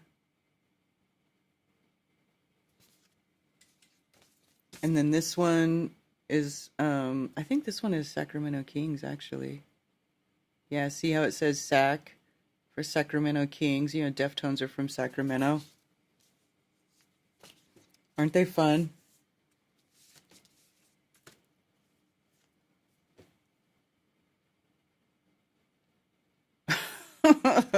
Whole bunch of them. I mean, look at them all.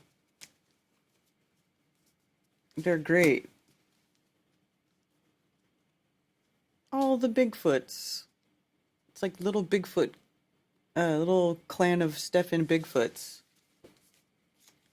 They're fun.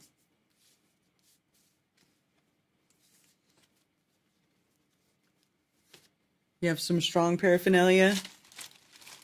Yeah, he's got all kinds of stuff that he's been making. Let's see, I'll show you guys some other stuff. Like, if you guys, I mean, if you know about the hood, living in the hood. This is how they used to all write all kinds of stuff. All this writing, like in the 80s and 90s. Everything was written in that writing. All the tagging and stuff all look like that. Look at this one. It says same team. And it's like a bedazzled, hippie, Day of the Dead looking Bigfoot. There you go. And he made a sticker of his cat. Isn't that hilarious? I think that's funny. If you watch The Strange World, that one of the recent Strange Worlds he was on, he showed his cat and he's like, this is Agnes. And then when I went to the show last Monday, I got an Agnes sticker.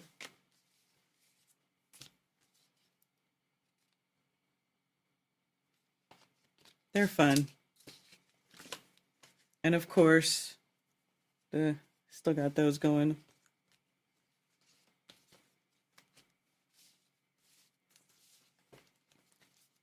So I thought that was cool. And then we got new Flat Earther hoodies. New Flat Earther hoodies that are glow in the dark. Glow in the dark. Let's see. Ted posted pictures. Let me go back to Ted.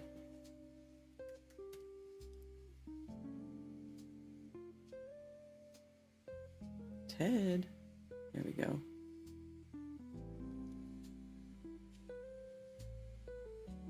Ted posted the pictures. See, me and Crumb and Ted went to go see Deftones, so that's us in our seats. And that's what our view was like. It was like, there were killer seats. There's Stefan over here.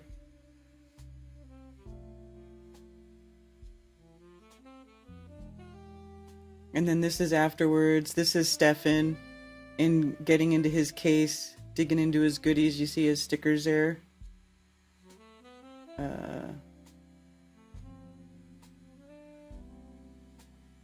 Here's the playlist, the set list.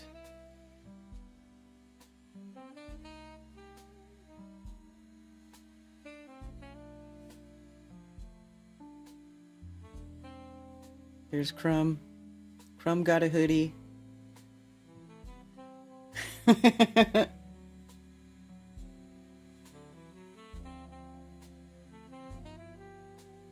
Outside feeding birds. We out here, yeah.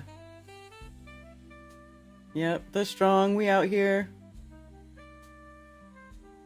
And then there was the guy. Oh, you know what's funny too is there was a Deftones post with a picture of this dude. He was at the show. Oh, it was funny. Wonder what else is in that road case. I don't know, it's all got Stefan's goodies in it. That's what was in it.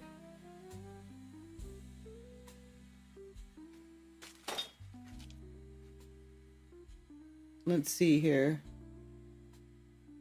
Let me see if I can upload a video I took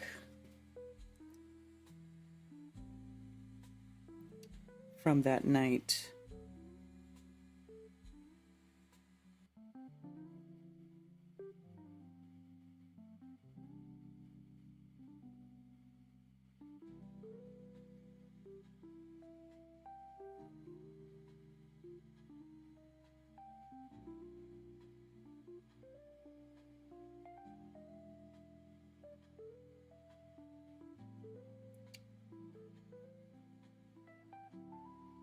Where is it?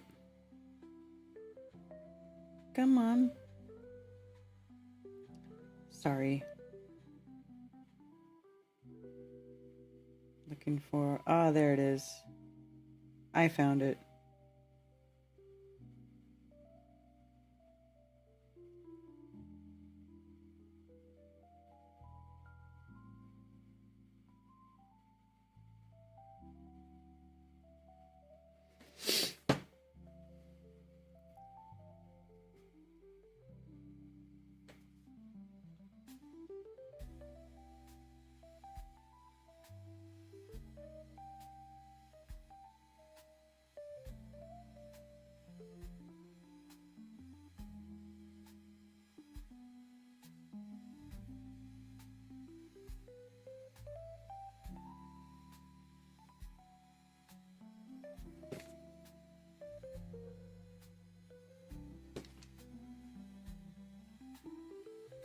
Why aren't you updating? Crap.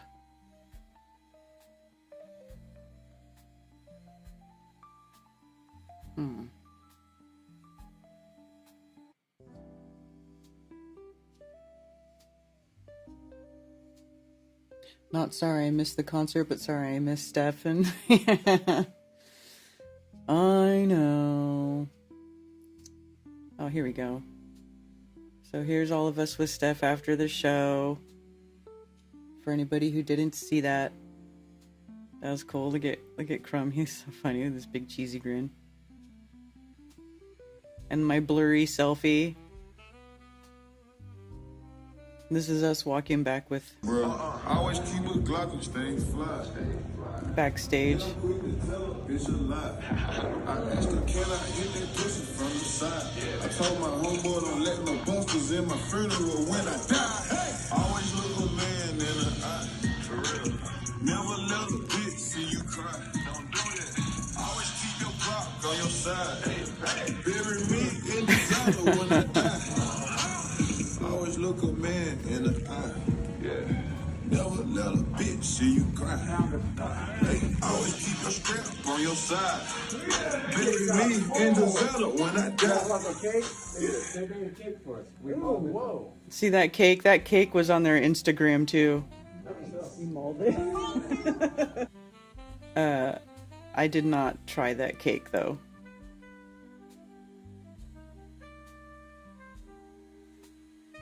Very bright show, lots of screens and lights. He's playing that through that speaker. Yeah. Steph, last time he was like that too. He has a little Bluetooth speaker that he carries around and he plays music on it wherever he goes. Cause I have some of those at my house too. I use those Bluetooth speakers and you could just carry them around and just rock out wherever you're going. It's like the new version of the boombox. Now it's just a speaker and then you control it from your phone.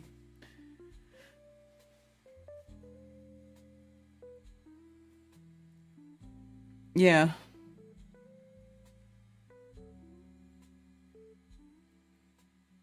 Makes me feel so old. I know.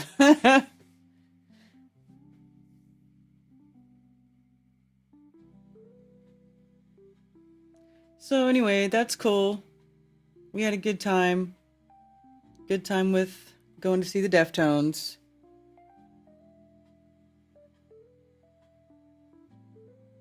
Mark, you actually watched the show this time, didn't you? Because last time they came around, you didn't watch the concert, did you?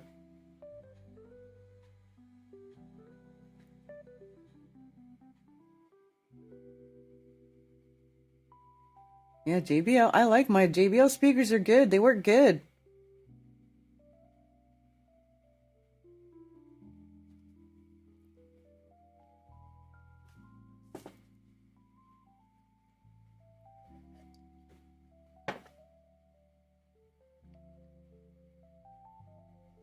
Anyone that's retarded?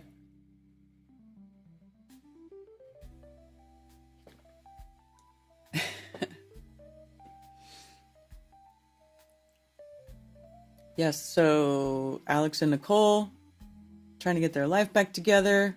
What else is going on? What else is going on?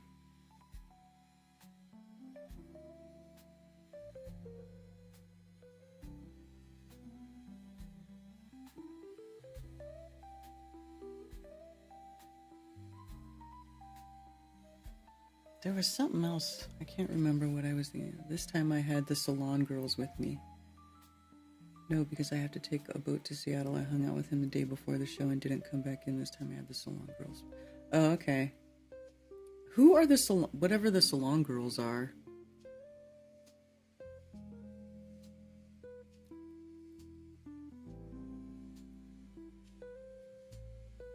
The letter I received, unless you talked about it. Yeah, I read it.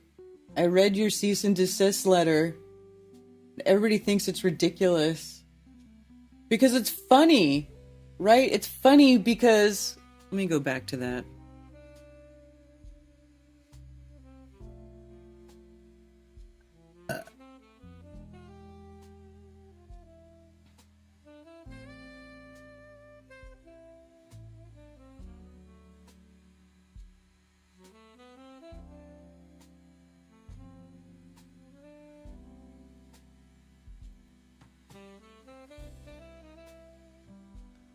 what's the exact wording?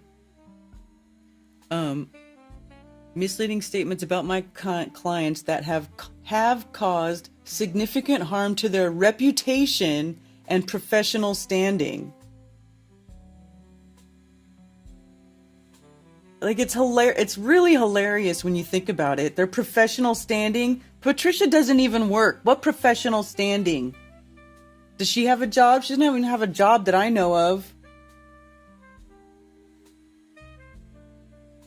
Do they have an OnlyFans page?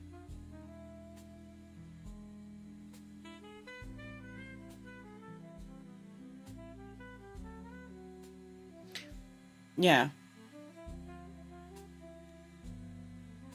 Anyway, it's just funny. I find it funny. Professional standing. So Paul in the plane, he's got a business called Dryer on Fire, or it's a thing where he like cleans the dryer duct out of people's homes because it's a fire hazard, right? If the lint builds up inside of there, blah blah blah. And so he started a business where he goes and he cleans the lint out of people's dryer ducts. Do you think that those people are going to be like, well, I saw this video where this flat earther guy said that you lost a bunch of money on Axion, so that you had to denounce your belief in the flat earth. So I don't think I want you cleaning my dryer duct anymore. I don't think so. I'm ethically opposed to you cleaning my dryer duct. And Robbie, what does Robbie do? Like, it's just funny. Can't keep track of who you're supposed to hate. You're not supposed to hate anybody. You don't have to hate anybody. Like, I don't hate anybody. I think Jaren's being a complete jerk off with the crap that he's saying. He's being a dickhead. But I don't hate anybody. You're not supposed to I mean, you shouldn't have to hate anybody. It's just, people are just being ridiculous. Their behavior is ridiculous. It's petty. It's just silly, man, the shit that's going on.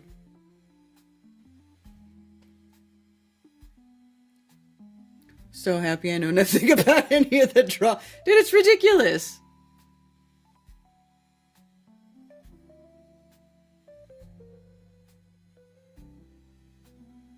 Solar eclipse 2 days ago. It's a legal quagmire. No way they're moving. It's just dumb.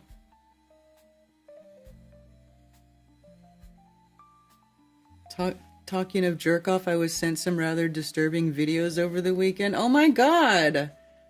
Not more Jaren videos, CMG. Are people sending you those videos? If anybody watching has those videos, do not send them to me. I don't want to know. I don't want to see it. I don't want to know. So far, my eyes have been spared. My mind's eye has been spared so far. I would like to keep it that way. Had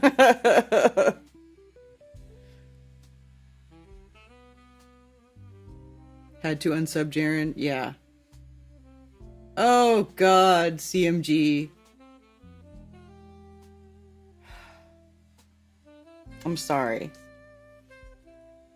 Why? Who sends you that? I'd be so mad if somebody sent me that. I'd be like, I'm blocking you.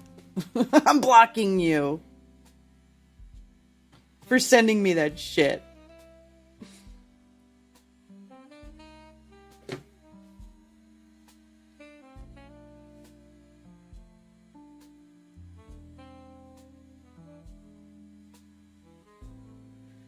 Oh, shit's gross. I'm glad I haven't had the misfortune. I know.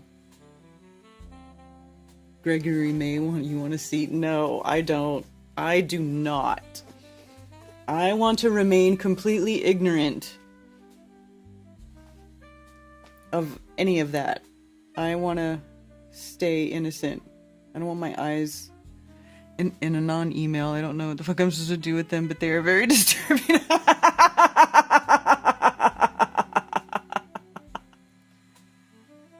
Why? Just why?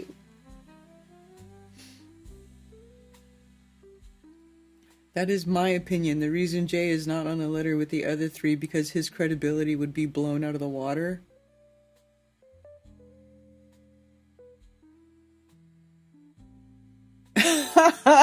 Because there's so much horrible stuff out there about him.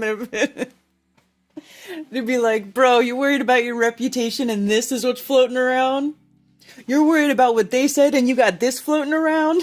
Could you imagine? Oh my God. That's so funny.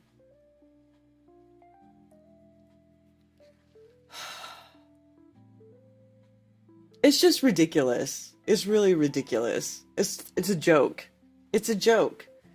And then, you know, like I go on other platforms, like I'll go on X and stuff, and you know, on X, maybe it's just what comes across my feed, but it's a joke. Flat Earth is a joke. People still think that you're an idiot if you say the Earth is flat. Like we still get no respect. We get no respect. And maybe rightfully so. Maybe rightfully so, man. Because I see some ridiculous stuff being pushed by flat earthers and said by flat earthers. It doesn't even, you know, just really ridiculous stuff.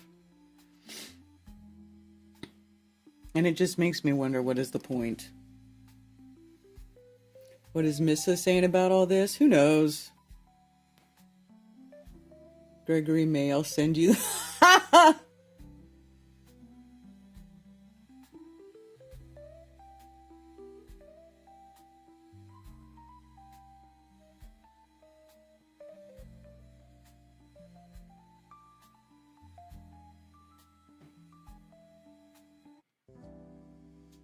Oh my gosh, you guys, really?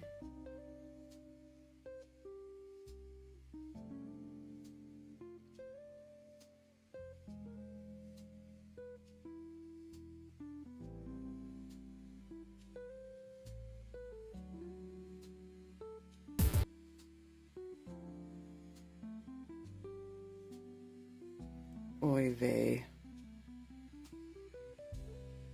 Wonder if Antonio Subaratz and Eric Dubé got a letter like that. Well, actually, I think Patricia did try to do something. I think she was consulting an attorney about the Antonio situation, but because he lived in the UK and blah, blah, blah, was like not really much you could do. So it just kind of went nowhere. I want to see the pics. Why do you guys want to see that crap? A dozen people have sent it to me, and unfortunately I did look once. Please stop sending me. Dude, it's horrible. And you know what? It's all Jaren's fault for putting that crap out into the world, for sending it to like every female possible that he could get away with sending it to. You know? And like we've known about this stuff, that behavior, for a while. But it's like, man, I don't want to say it. I don't want to talk about it. I don't want to be the one to bring it up. You know what I mean? Because that is not a good look. It's not a good look. It's really not. You know? So I was hoping it would just go away. Because in my mind, I was like, you know, if he's not doing anything illegal, right? Like it doesn't involve minors or children. He's not sending it to minors or children. It's not doing anything illegal. He's not actually assaulting anybody, or, you know, nothing illegal. Maybe it's not the best behavior. Maybe it's, you know, maybe it's kind of scuzzy and sleazy, but is it illegal? No.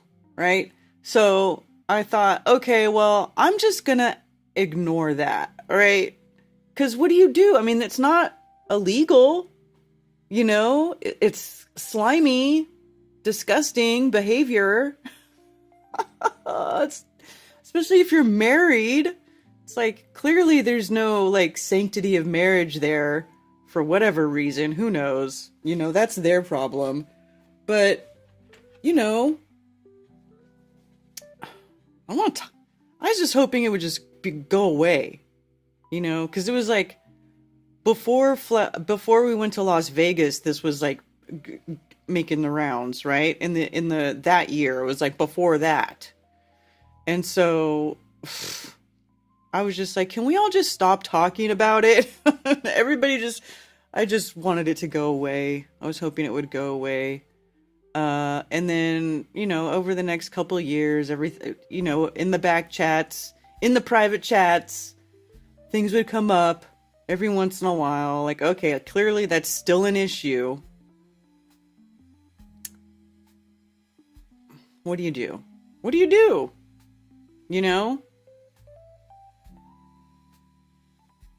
Jake was right.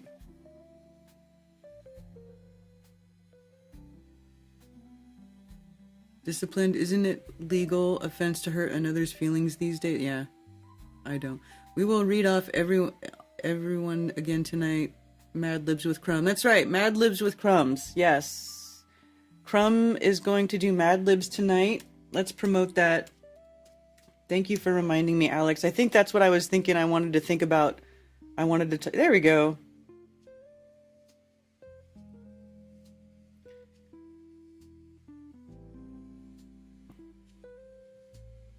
That was the other thing I wanted to bring up, was that Mad Libs is coming back, and they're going to do a thing with Alex and Nico and help, bring awareness to their GoFundMe so we can help them out, help them get back on their feet. Because that's what we do. We take care of the people who deserve it, and that's what we like to do. That's why it needs to be shared so we can laugh at them. I don't care. You guys can do that. I don't want to know. What is wrong with people? And that's coming from me, of all people. I know.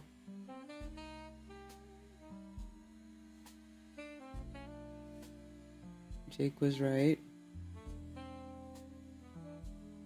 Why, what did he say about Jaren? I never listened to Jake. Because Jake is a douchebag too. Like, he is not exactly the greatest person. Please stop. It's been well known for years, yeah.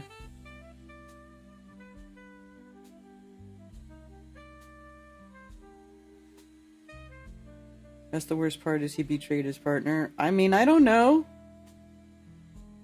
Look at them live and do a reaction video? Fuck no. I'm not fucking doing that. That's right. Yeah, his wife. Remember when she cheated on him with his best friend? Yep. And then that was that whole thing, and he just spent the next couple of months just crying about it online and berating her online. And then now here he is later just sending dick pics to everybody. The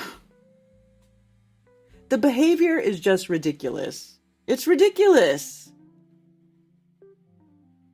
You see what I'm saying? It's a joke anymore. It's just ridiculous.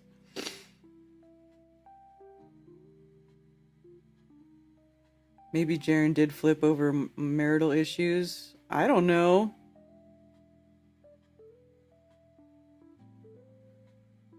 Don't even know what was sent out of the loop. He's practicing his free speech. If we want to listen, that's our choice. If we don't want to listen, that's also our choice.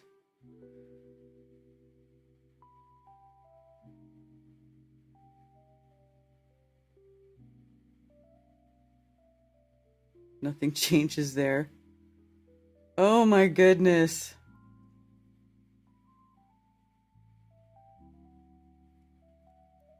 Crumb has a real talent that triggers you? What do you mean? I love Crumb. He's so fun. And he's got a great sense of humor.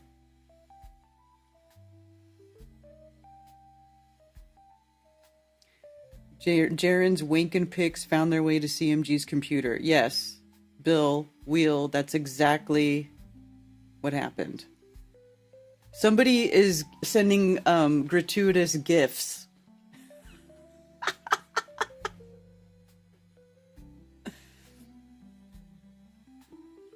Jerk or not, he's right about almost everyone. I don't listen to him, so I have no idea what he says. Insurance for everything is the only way.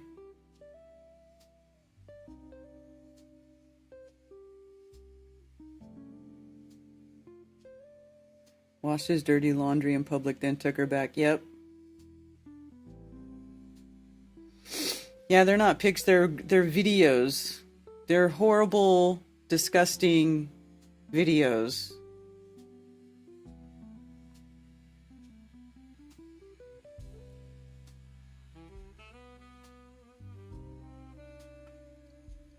TMI, says Voy. I know. Graphic vids, OMG, dude. Yes, MFT. Yes. Yes. So maybe it's better that he just flipped back to the globe. Now that I'm thinking about it, you guys, isn't it better that Jaren flipped back to the globe now and he thinks and he's shit talking us and now he's on the globe side? Because he's got disgusting pictures of himself jerking off that he sends to chicks everywhere, like effing sex toys and stuff. Just disgusting videos. And then he flips. So maybe it's better. Maybe it's better that he fucked off back to the globe. You know what I'm saying? They can fucking have him. They could have him. Seriously. Maybe it's just better that way. Just go. Just jerk yourself off back to the globe, buddy.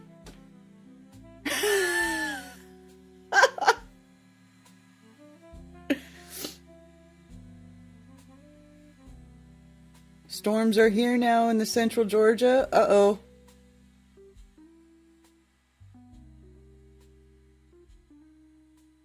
Better for us. Exactly.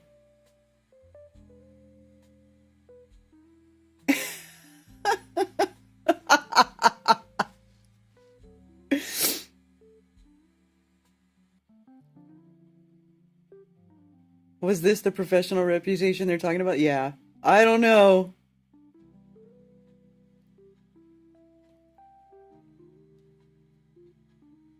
Yeah. Everybody's all upset about Jaren going back to the globe. Whatever. Whatever. Go back. And they can have that pervert on their side.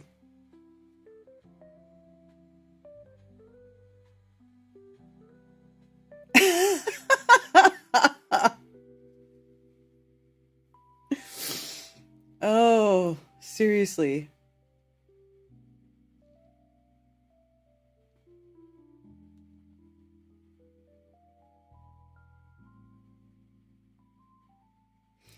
Did Lowry have insurance?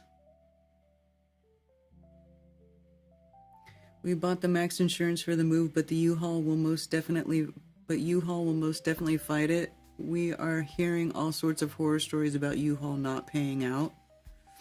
So what is it, an insurance policy through U-Haul?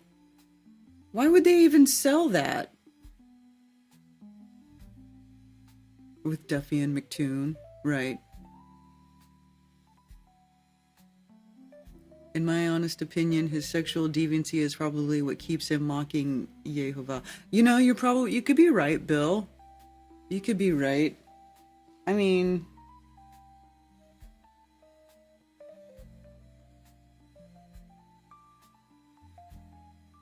yeah, so like when people were calling him Jism, that's actually accurate. That was accurate. Jaren Jism.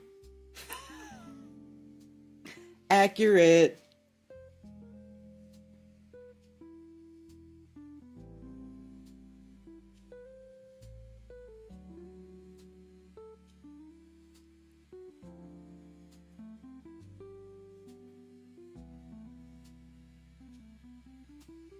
Well, I don't know. I didn't read it. I don't know what they got. Yeah.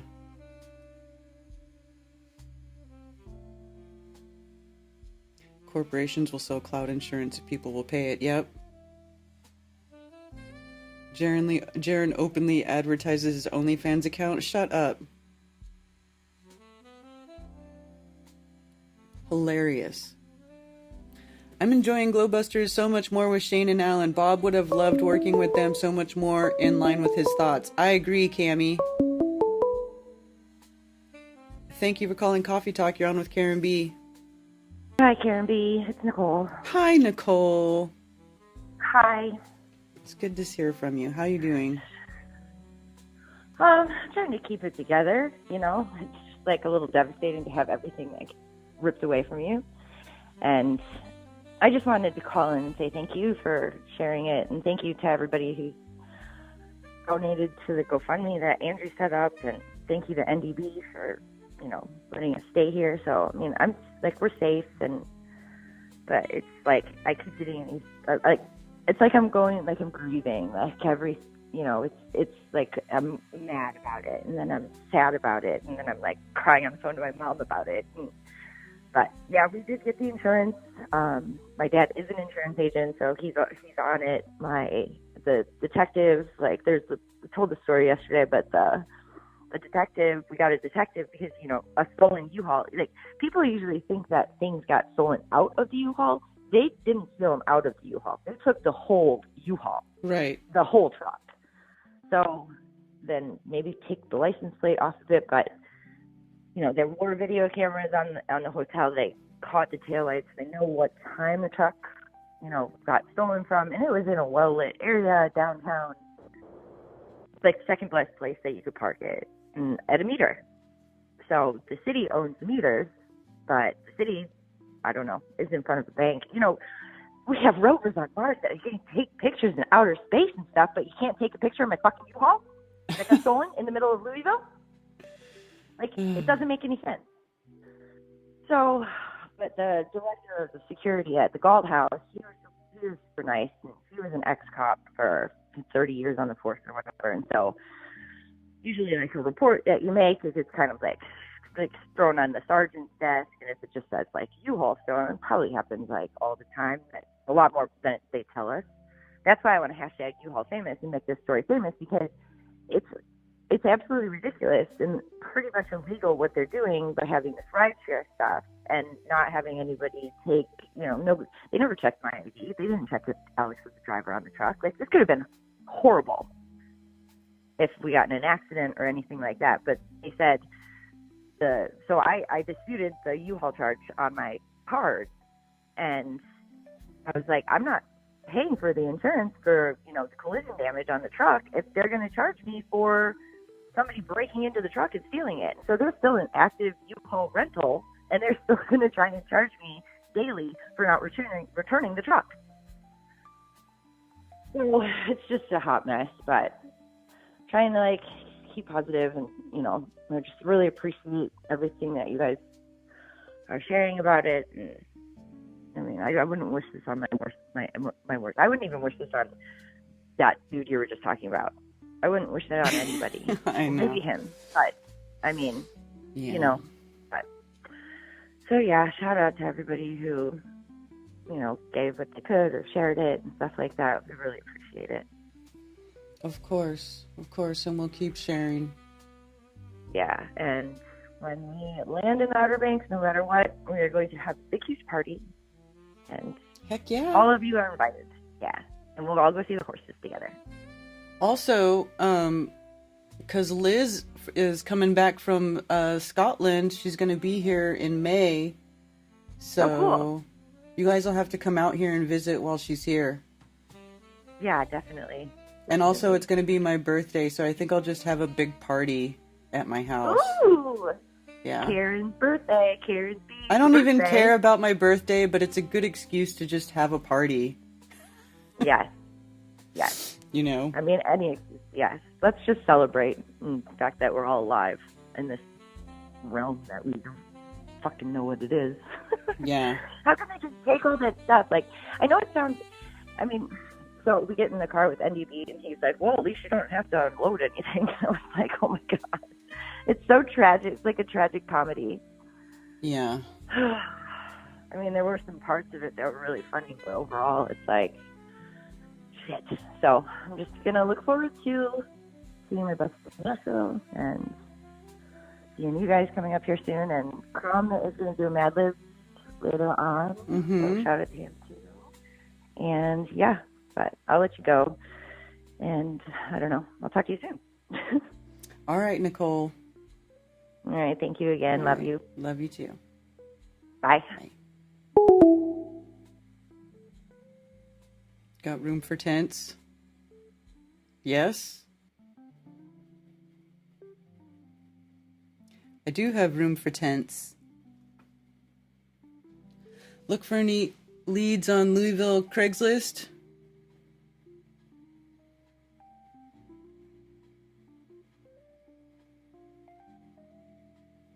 Alex should forward those pics. Oh my god, no. They're videos. Everybody's already... I think they've all seen them. Did you guys see the video that Marty Leeds put out where he talks about it? On his channel? I wonder if it's still up. It's hella funny how Marty talks about it. If it's still up, I might play a little clip. I might.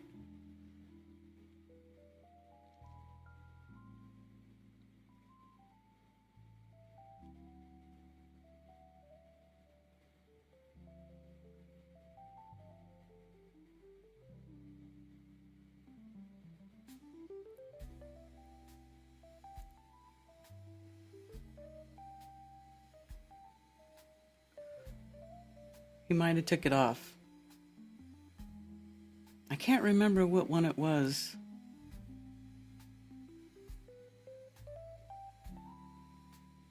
That's 3 months ago. Oh, maybe it's the 2 months ago one then.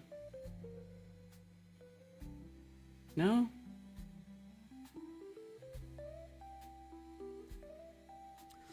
All right, welcome everybody. I just wanted to give quick my 2 cents on some of the things that are going on with the TFE, the final experiment, and Jiren and Austin. And, no, this is not it. And just basically. But there was one where he said he watched the video where he saw it, and he said that Jiren was effing some torso. And I don't even like to repeat what he said. That's why I was going to make him play it in his words, but it looks like that video is not there anymore. Just schedule a group party, a group watch party. We'll all laugh together. Oh my god.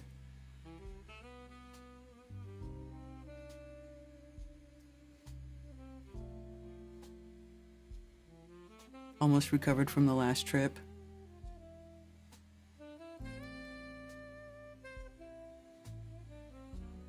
Thought I was just visiting Cammy.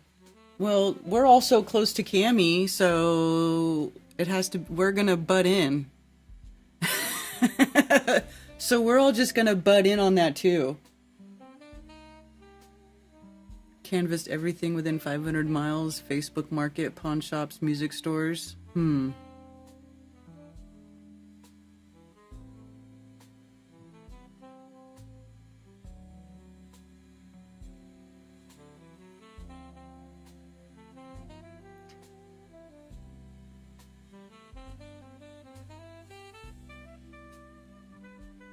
His last broadcast. Is it still up? I thought I would watch it, because like when it has the little red line, that means you watched it.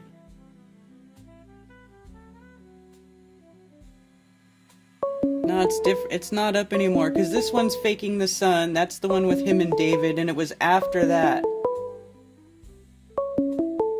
It was after that one. Thank you for calling Coffee Talk. You're on with Karen B. Hi, Karen. This is Douglas Palmer. I just wanted to say something in regards to what's going on with Alex and Nicole. I wanted to let them know, try not to wish evil on the people that did that. A couple of years ago, I had my work vehicle stolen with all of my work tools in it. I do cabinets, and it absolutely devastated me. I couldn't go to work. That took my insurance company a couple months to pay me out. It was a bad deal, and it set me back like a year. And now, the day after it happened, 2 days after it happened, I got a call from San Marcos Police Department that said, "Hey, we got your pistol." So my pistol was in my center console. And so long story short, this dude was, there was a single car accident, and I don't know, he went off the road or something. It was a bad crash though, and there was strewn all about the scene of this accident was the identities, checkbooks, mail, credit cards of over, I think it was over 40 people.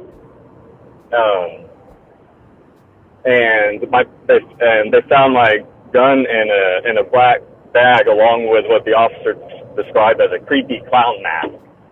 So, like, these people were up to no. Oh, and it wasn't my car that he had crashed. It took a couple weeks for them to find that. But I think the one who did that. Oh, so and the driver, he was on breathing equipment. There were I don't know if he ever got off. About 6 months later, last I heard is that he was still on life support, and I don't, and they didn't know if he was going to recover. If he ended up passing, there was a female passenger that would catch the charges, and so karma hit that dude almost instantly. And I remember when it happened. I mean, I don't remember having evil wishes on anyone. You know, I was just too busy being devastated. But there's just a little insight I had about that, and that's all I have for you. I just wanted to share that. All right, cool. All right. All right, I'll enjoy the rest of the show. Talk to you later. All right, thanks for calling.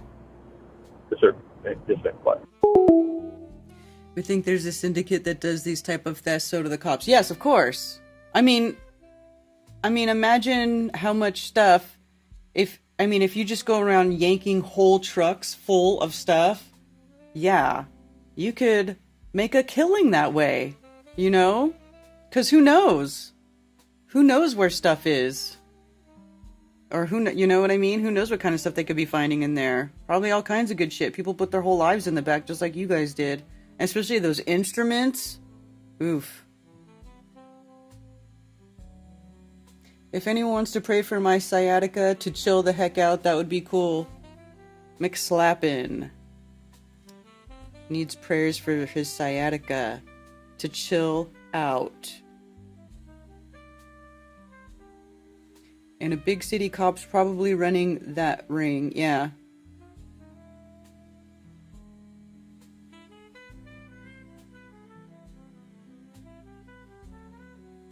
Cops probably running the ring, right? All my camera gear. Oh, Nico, all of it? Oh.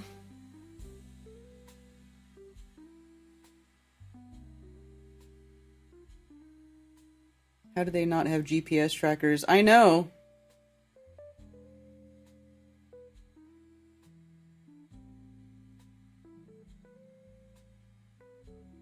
Family photos, yeah. Yay for country life, my car never gets touched. Yeah, that's about where I'm at, MFT. If somebody comes up here, they risk their life. Like flipping storage units, but with stolen goods, yeah. Also meant to add that I didn't have insurance policy for my tools, just the vehicle. If you carry tools for work, you need a separate policy for them. Huh. THC rub for the sciatic.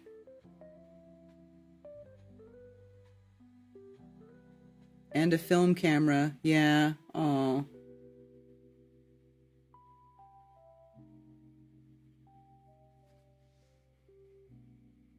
Arthritis forecast extreme in several areas today, including here.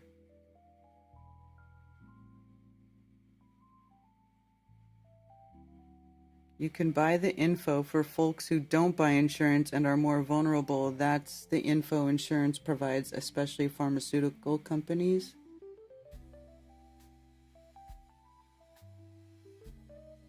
My place was broken into in 96. They stole everything. Mixer, turntables, Bose speaker system, TV. Wow, Gregory. Wow.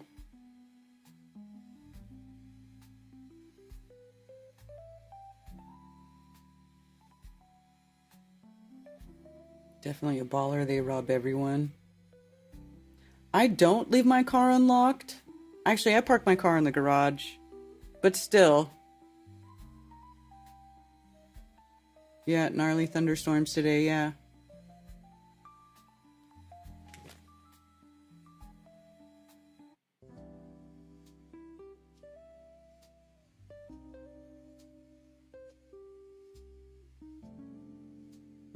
Warning until 7 p.m.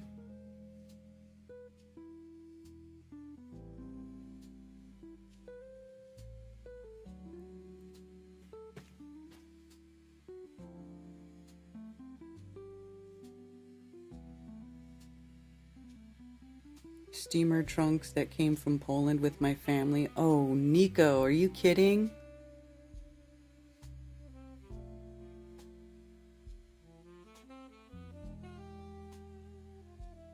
Oh, don't think about it. Stop thinking about it.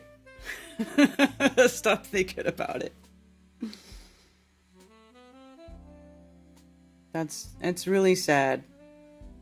Those people will get what's coming to them, though. They will get... Karma will get them. Karma will get them.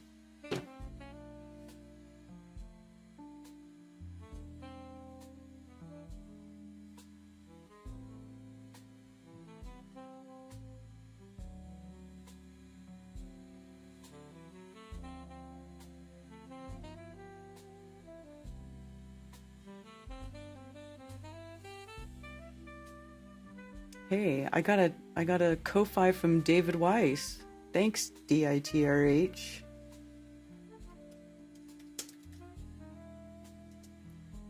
What's that for? Because I shit talked Jaren?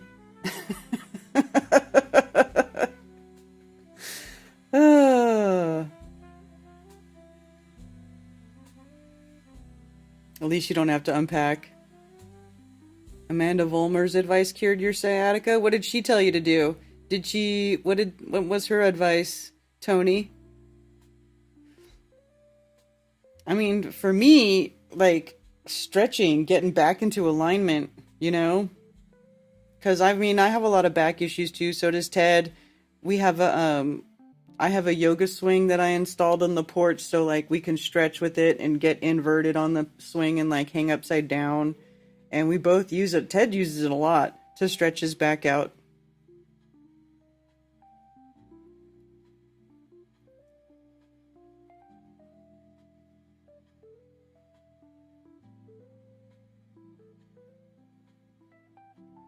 Karma, lazy ass bitch, don't do shit. Look at the elite. Well, I think the elites are doing something a little extra than your average thief on the street. I think that's just a whole nother level.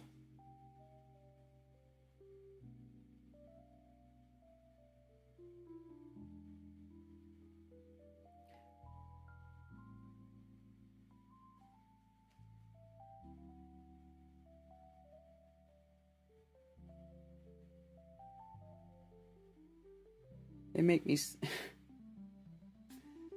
Yeah. Oof.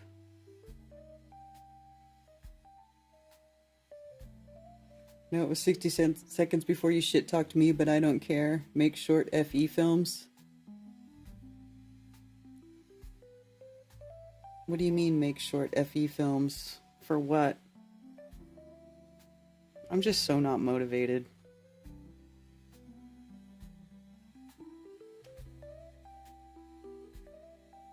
I've been working on a lot of stuff in the background. I got a studio I'm putting together. I got things I'm doing. If you could see the other side of my studio, you would see that there's shit set up all over the place. I've been painting. I've got like every piece of equipment possible out all over the place. I mean, I am going to make more content, but I don't know. Big gas guzzling SUV 4-wheel drive vehicles.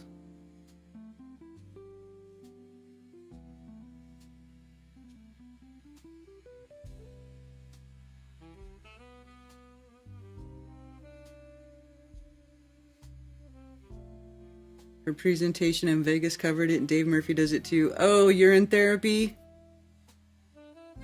Is that all, though? Were you doing anything else? Like, no mechanical manipulation? No, like, stretching? Nothing.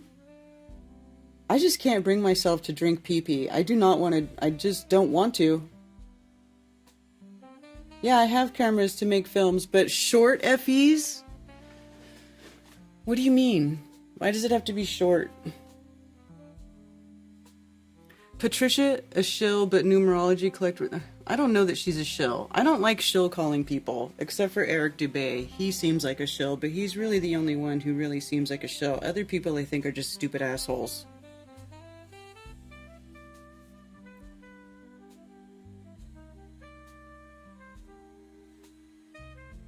Eight life path. Patricia wants money. Well, she's got money.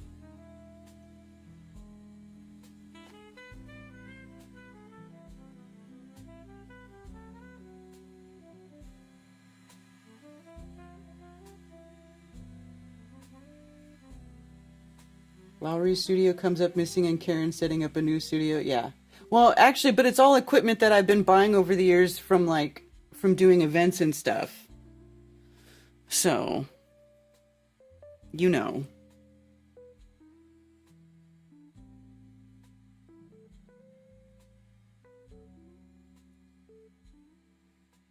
It says short films.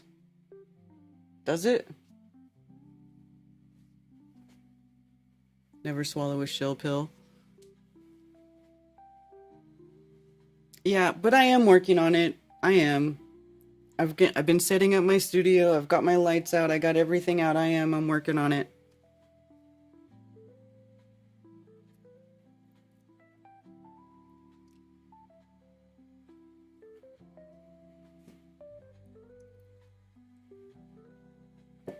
Karen, I'm gonna need to make art with you because all my tools and paintbrushes and supply. Yeah, Nico, come over here. I got all kinds of shit. I'm telling you. I have all kinds of shit. If you want to come over and do art, you could do that. I know you said you lost your tarot cards. I've got a couple different tarot card decks. I've got oracle decks. I've got painting supplies. I've got the Cricut machine where I make all kinds of stuff with. Let me show you some stuff that I made. Hold on.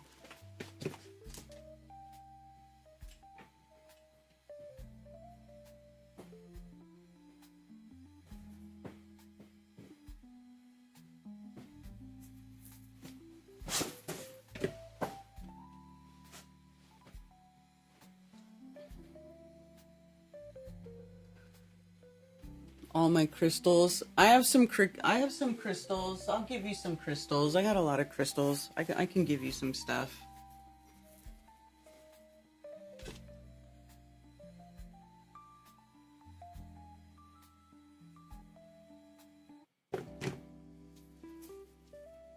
I'll help you get some of your stuff back. Would anybody have some older video equipment they would like to barter for? See? I got my platonic solids. Stuff that I'm doing.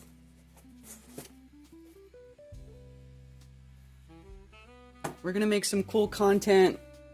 Hopefully we can start make some easy stuff to help people get a basic understanding. Spirograph.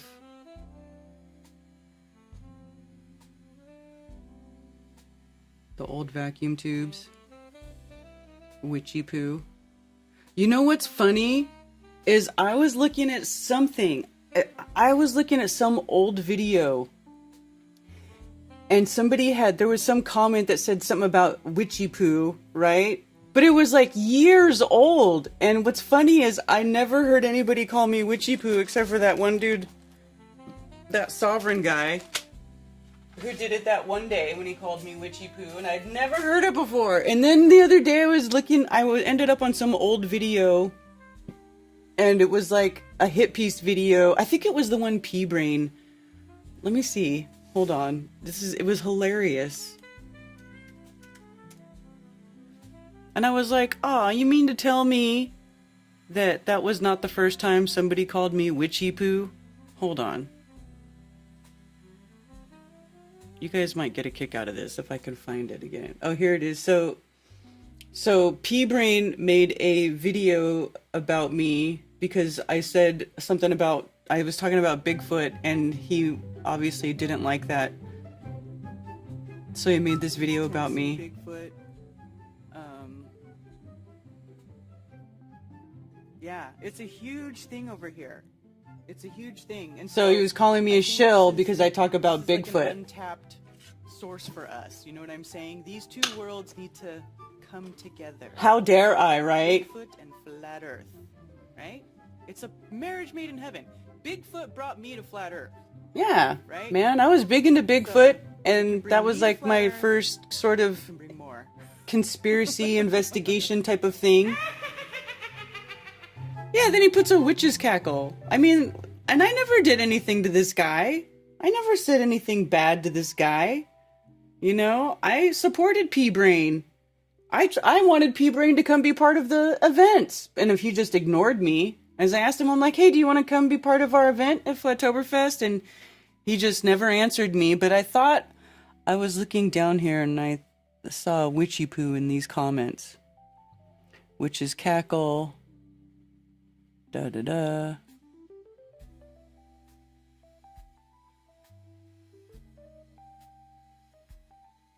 Here we go. Witchy poo. Oh, Carl Taylor. This guy's an idiot. New Age witchy poo. And this is from 2 years ago. So, just so you know, you're not the first one. I measured red on the shill meter. Yeah.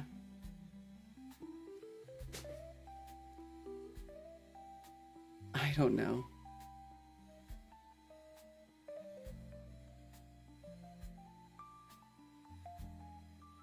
Can I use witchy poo as the name for an organic essential oil cleaning product? That sounds like a great product name. That's hilarious.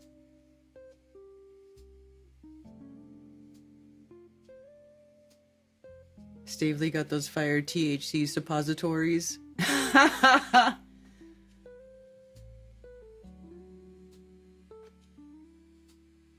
Quartz, yes. Yeah, next time I see you, Nico, I'll have a goodie bag for you. Okay? I'm gonna have a goodie bag for you. You'll love it. So if you come down, let's see, next month. See, tomorrow's gonna be April, so I'm just gonna refer to May as next month. So if you come down in May, when Liz is here, and you hang out with us and stuff.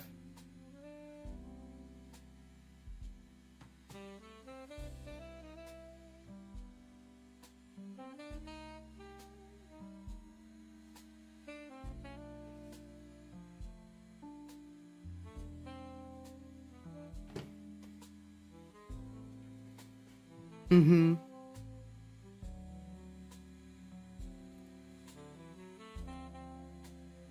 Understands, thus trained to work as it. Yeah, Brian is doing great. He got his real estate license and he's got himself together. I'm really proud of Brian. He's come a long way in the last year. He's been crushing it. 24 stationary Earth plus 24-hour sun in Antarctica equals concave Earth. No, it doesn't.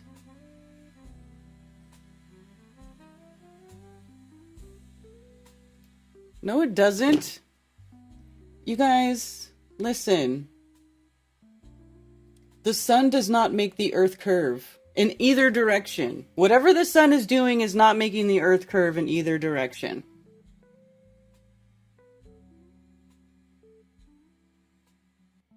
We should go to Diamond Hill and donate our findings. Yeah, let's go to Diamond Hill.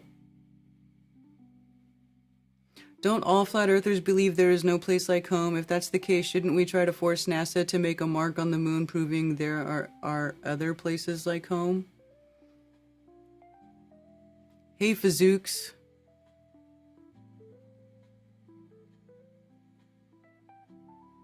Stoked for Brian. Yes, exactly. He's doing great.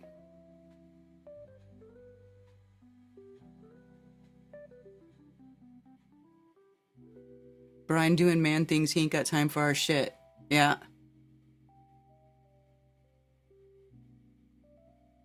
Oh, okay. Get some rest. Good to see you, Artez.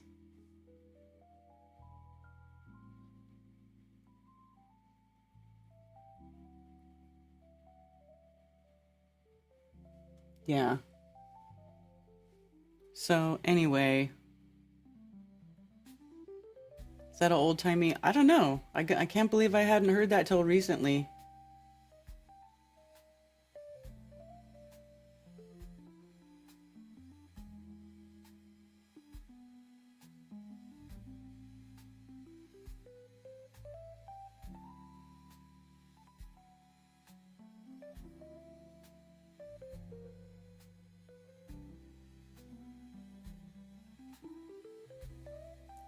Yes, Brian doing important stuff in real life right now. The Diamond Hill gem mine, yes. Diamond Hill is so fun because if you go there, you could just find surface finds.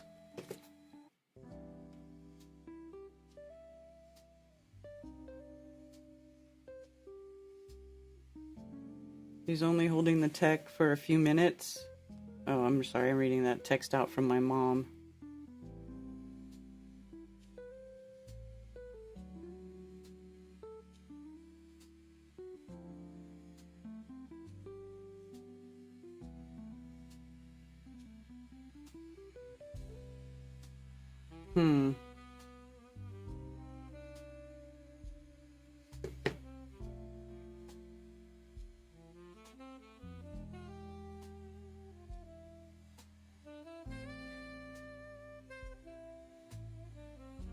I still have at least a few minutes to talk shit about y'all. Well, Brian, you know, he's going through a major life change, so I could see why he'd be more distracted.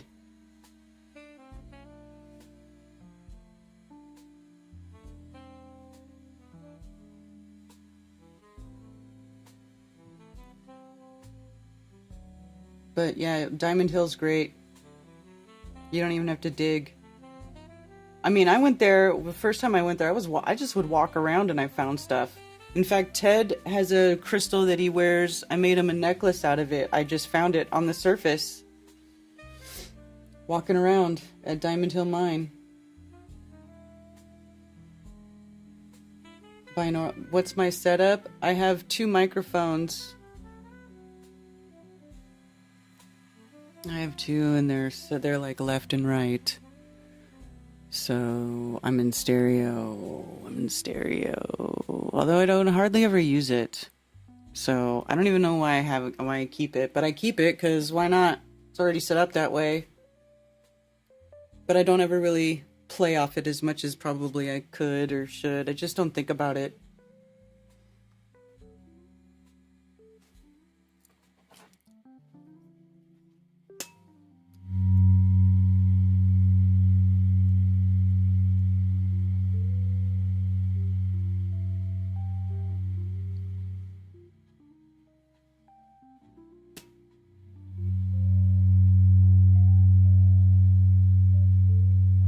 Seems like the community has given up on glow busting. I don't see anyone talking about experiment ideas to disprove the Rolling Stones theory of the universe.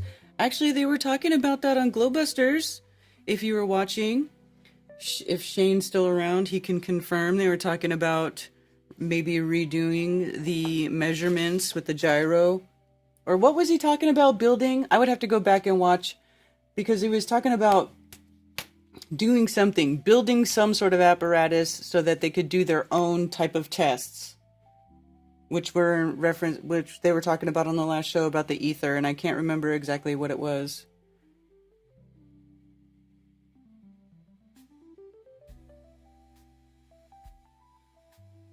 If Zach or Shane or anybody is still around.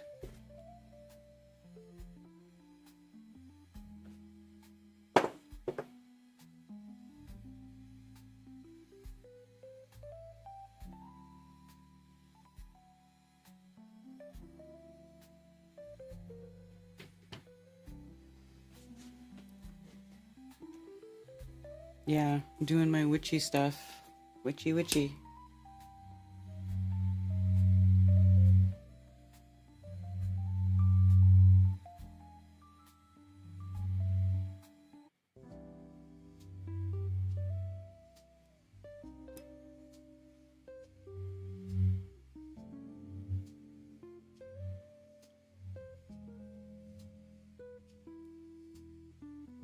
Do I have a set of tuning forks or a single tuning fork? I need to get a new one. Helene disappeared, my tuning fork. I have a whole bunch of tuning forks. I have multiple sonic sliders, which is what this is. I have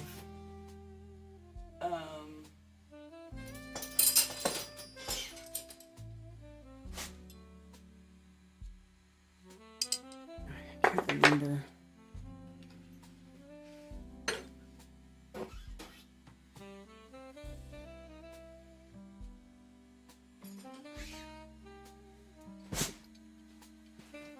So I have these Fibonacci. I got Fibonacci ones.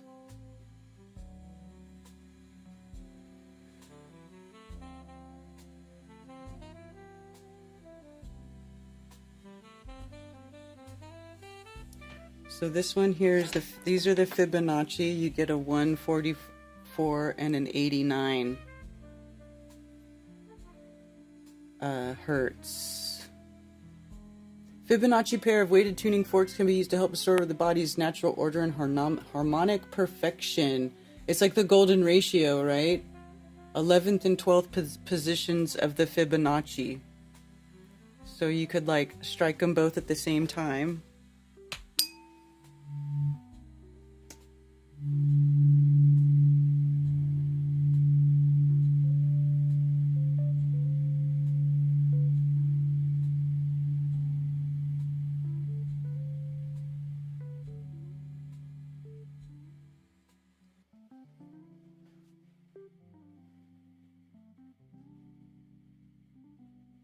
Golden ratio of phi. The perfect proportion is roughly 1.618.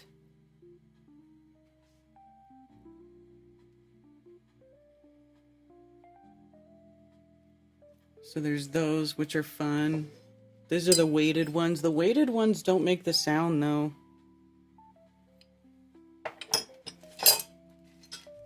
They just hum. And then you got these, the ones that are not weighted are the ones that make, where's my puck? I need my puck. Oh, it's up there.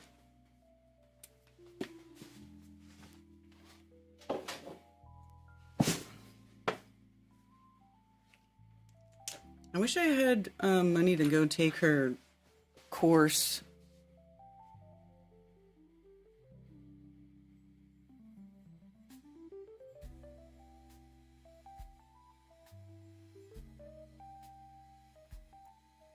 Pack for 2 weeks, do laundry. Yeah.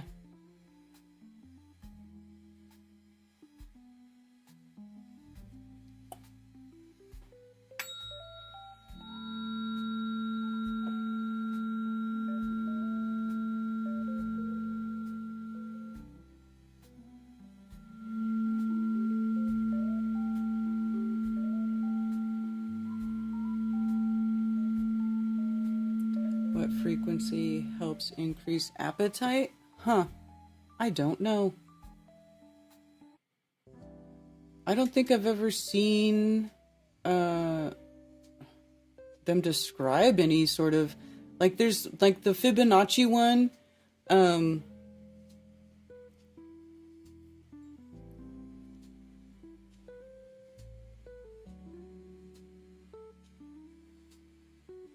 I mean, you'd have to watch some videos and let Eileen or whatever them explain it better what they're for. But like the Fibonacci ones, like some of them are like for physical balance and well-being, and others are for like emotional balance, overall healing, overall just in general. Is the sonic slider one that she tells you, you know, is the one you always see me put on my third eye. It's like 90, what is it? Something hertz. 144 is a cosmic number.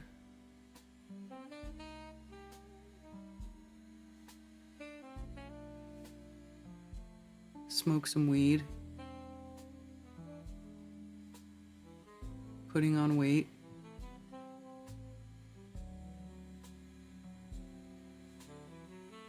420 hertz seems to help my appetite. I don't know. Yeah, you can look up solfeggio frequencies. I have some. I have like solfeggios. I got this one, 528, says DNA repair.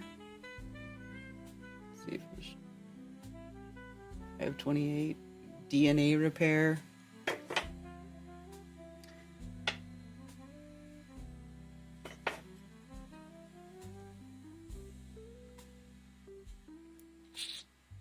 Honestly, I gotta re-look up what some of these are for. I haven't used them in so long. But I know like some of these are, she'll do tunings and stuff. She'll just whack on them. Like the 144 is like a little bit more of a jarring sound, right? It's a higher.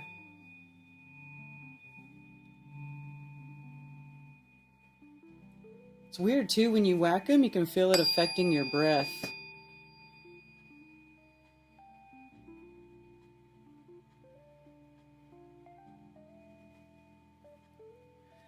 Colors can drive appetite. There must be a frequency. Maybe. I don't know. Let's see.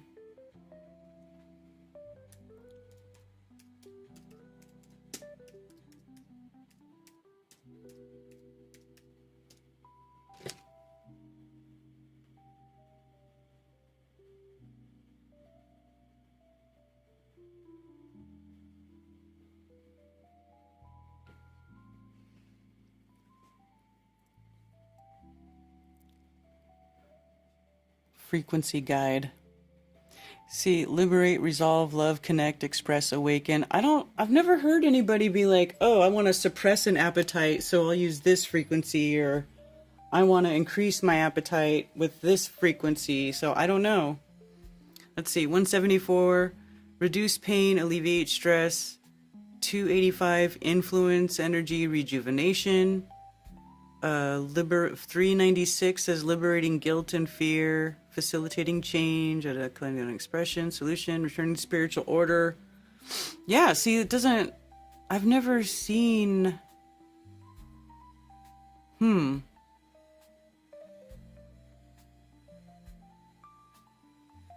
maybe 528, repair? I don't know.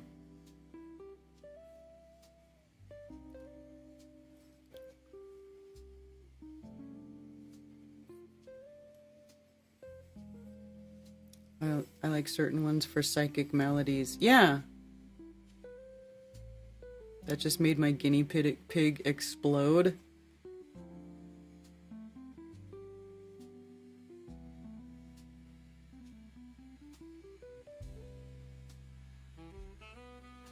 I tune all my guitars to 8th, 432 hertz, so much better than standard. But then only the A's in 432 and all the other keys are in different frequencies, right?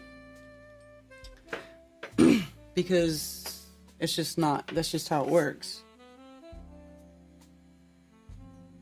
So here's 174. Ooh, that one's really high. That might have been too loud. Did that wreck your ears?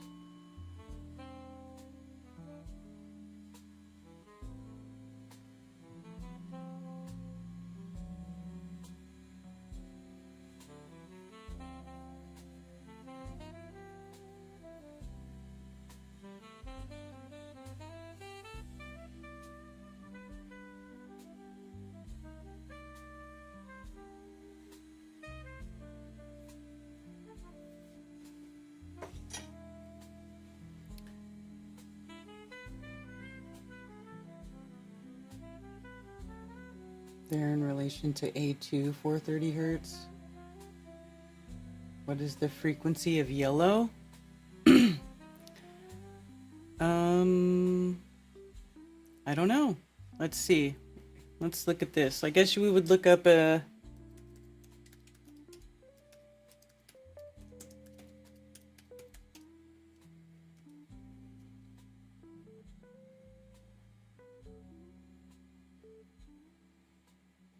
So I guess you would look at the electromagnetic spectrum.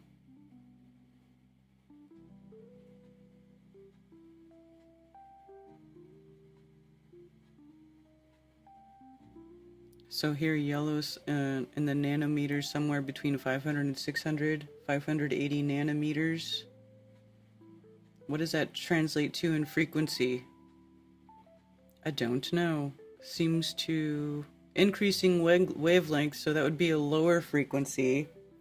I guess that makes sense because the red is really low. That would be the root chakra, and then as you follow those colors higher up in the chakra system,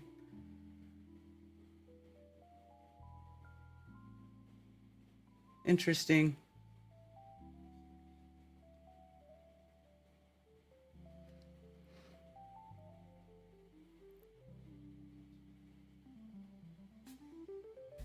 So wavelength in nanometers, that's what it tells us. So yeah, that's where the yellow is.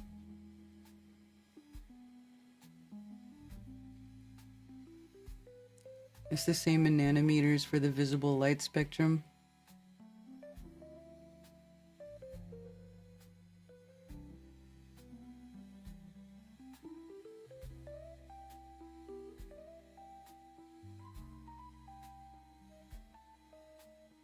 What's up, Boston Ray?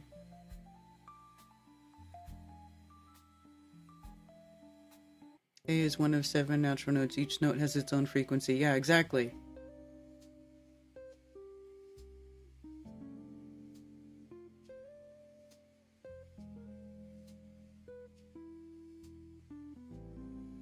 Yellow drives the desire to eat. Oh, okay. That's why you're asking about that.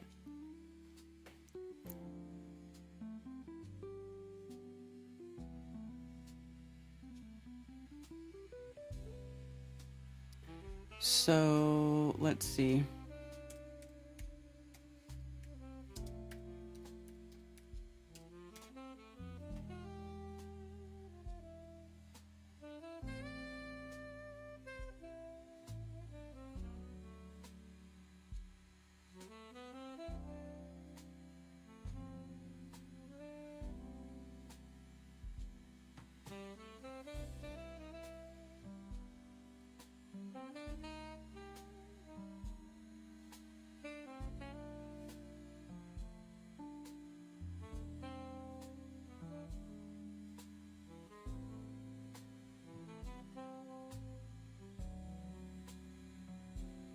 Sometimes these will have frequencies attached to them. This one does not.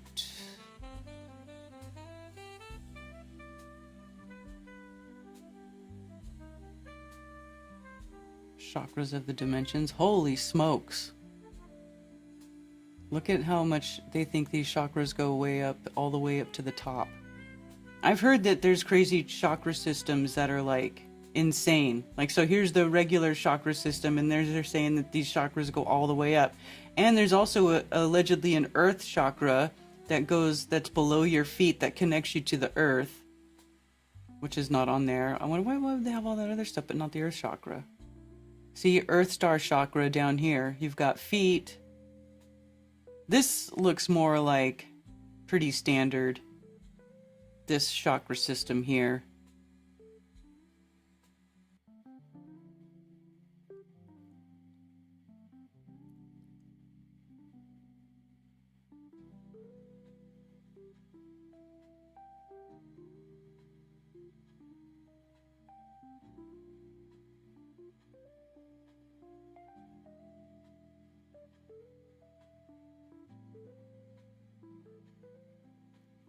Just trying to find one maybe that has the...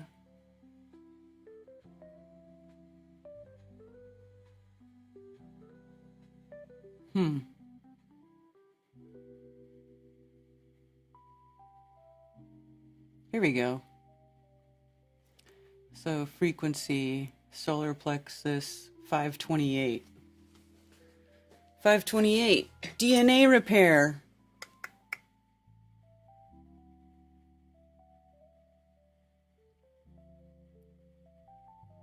It's gonna show it.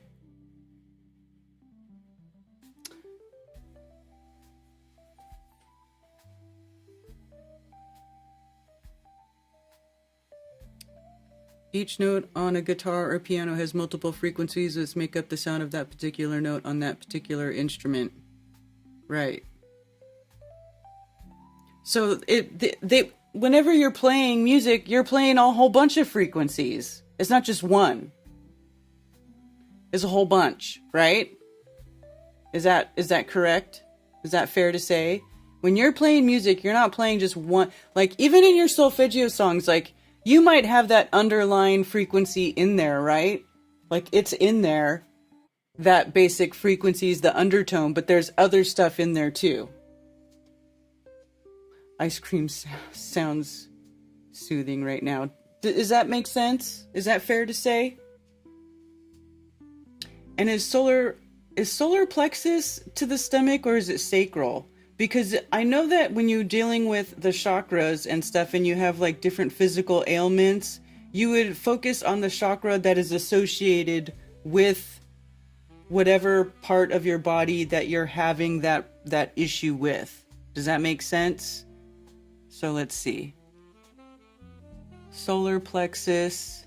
Oh, yes. So digestion. So yeah, it is the solar plexus chakra that is related to the gut.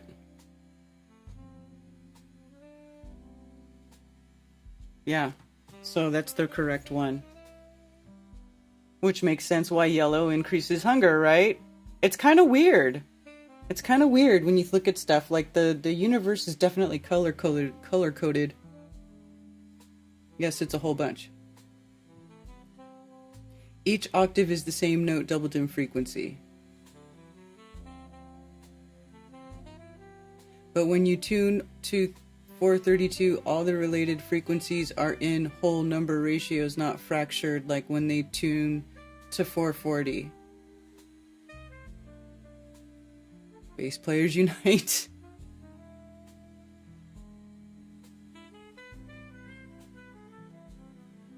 Yeah.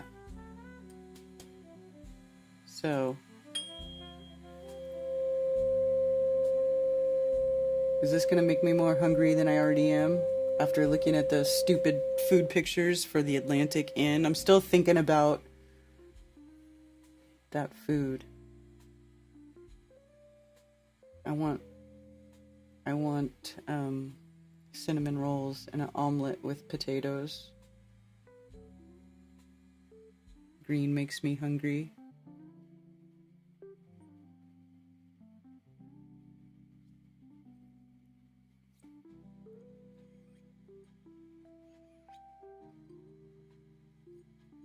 Yeah, red and yellow, which is why like McDonald's and Burger King have red and yellow. Right? Subway uses yellow.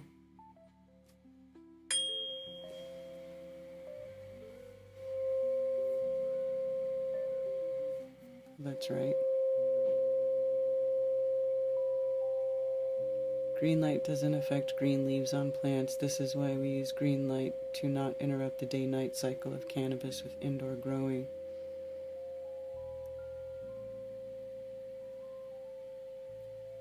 Yes, and in tune with Schumann resonance, Earth's natural vibration of around 8 hertz. I think that was what the sonic slider is like the Schumann resonance times something.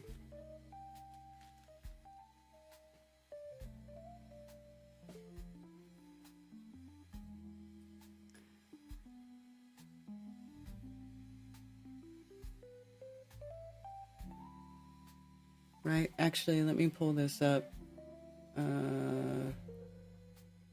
I'll put it on screen too for you to see. This is the biofill, the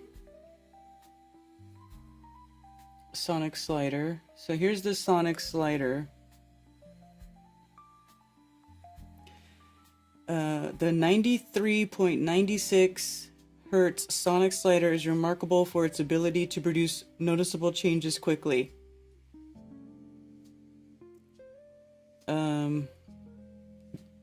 Users report a wide range of benefits, including improved muscle tone, healthier and more radiant complexion, reduction in pain and tension, improved digestion. So this could even help with your digestion too. I guess maybe if you improve digestion, maybe that might help increase your appetite. But I don't know. I'm not a healthcare provider of any sort at all whatsoever. I'm just thinking out loud. Reduce pain and tension, increased energy, refinement, and overall well-being.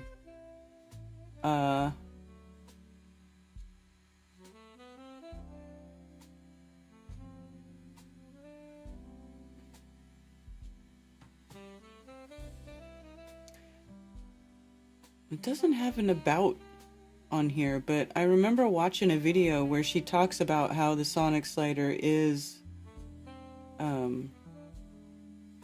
it's like you know how like, she'll say the 11th and 12th positions of the Fibonacci sequence for the Fibonacci pair. So it's like whatever the base frequency times, and then you double it, triple it would be the fourth, third position, quadruple fourth position, so on and so forth. So you just keep adding it to itself. So I want to say it's like maybe the 12th position. I'm not sure of the Schumann resonance, but I'm pretty sure that this one is related to the Schumann resonance. And I wish it had a thing in here that described what the frequencies are and how she chooses them. I've watched videos. It's the only reason now I know. I'm like recalling it from memory. Oh, here we go. Learn. No, I don't want to. Thought I would talk about.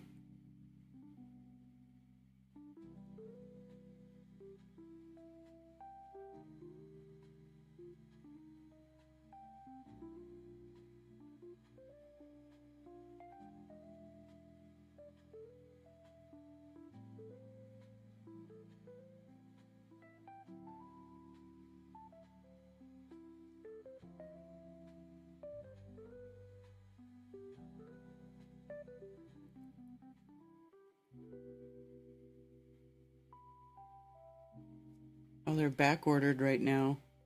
Oof.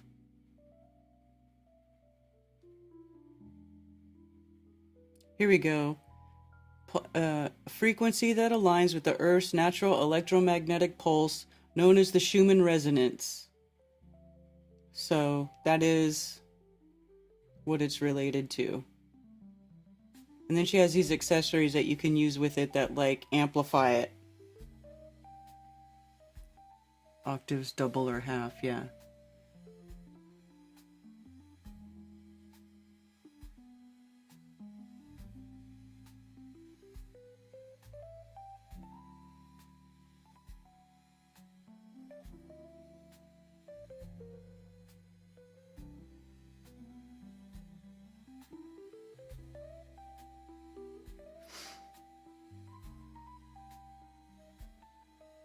Firehouse subs.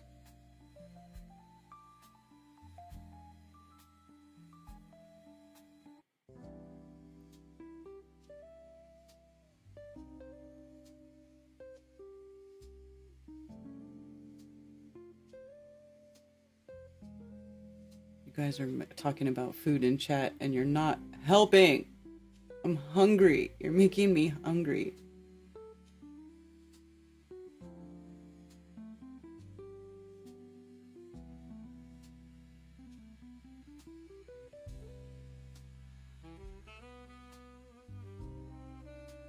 It's just the tone that the witch played. Yeah. What was it? 528? 528. Are you hungry yet, Polly?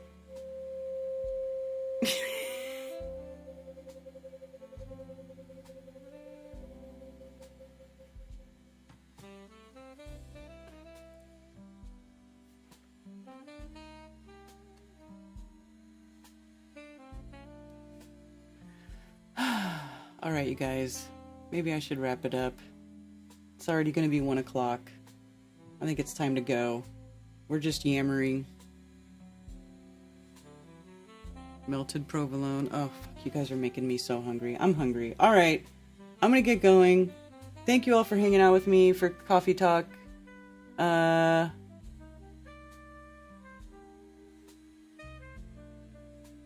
I am working on stuff. I am working on projects in the background. I'll get there. Also, if anybody can and is able to donate to Alex and Nicole Rebuild After Theft Fund at the GoFundMe link here. Appreciate it. Put a bow on it. Never have too much cheese. I freaking love cheese.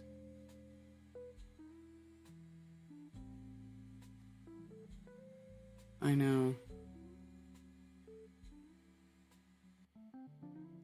You guys have a great day too.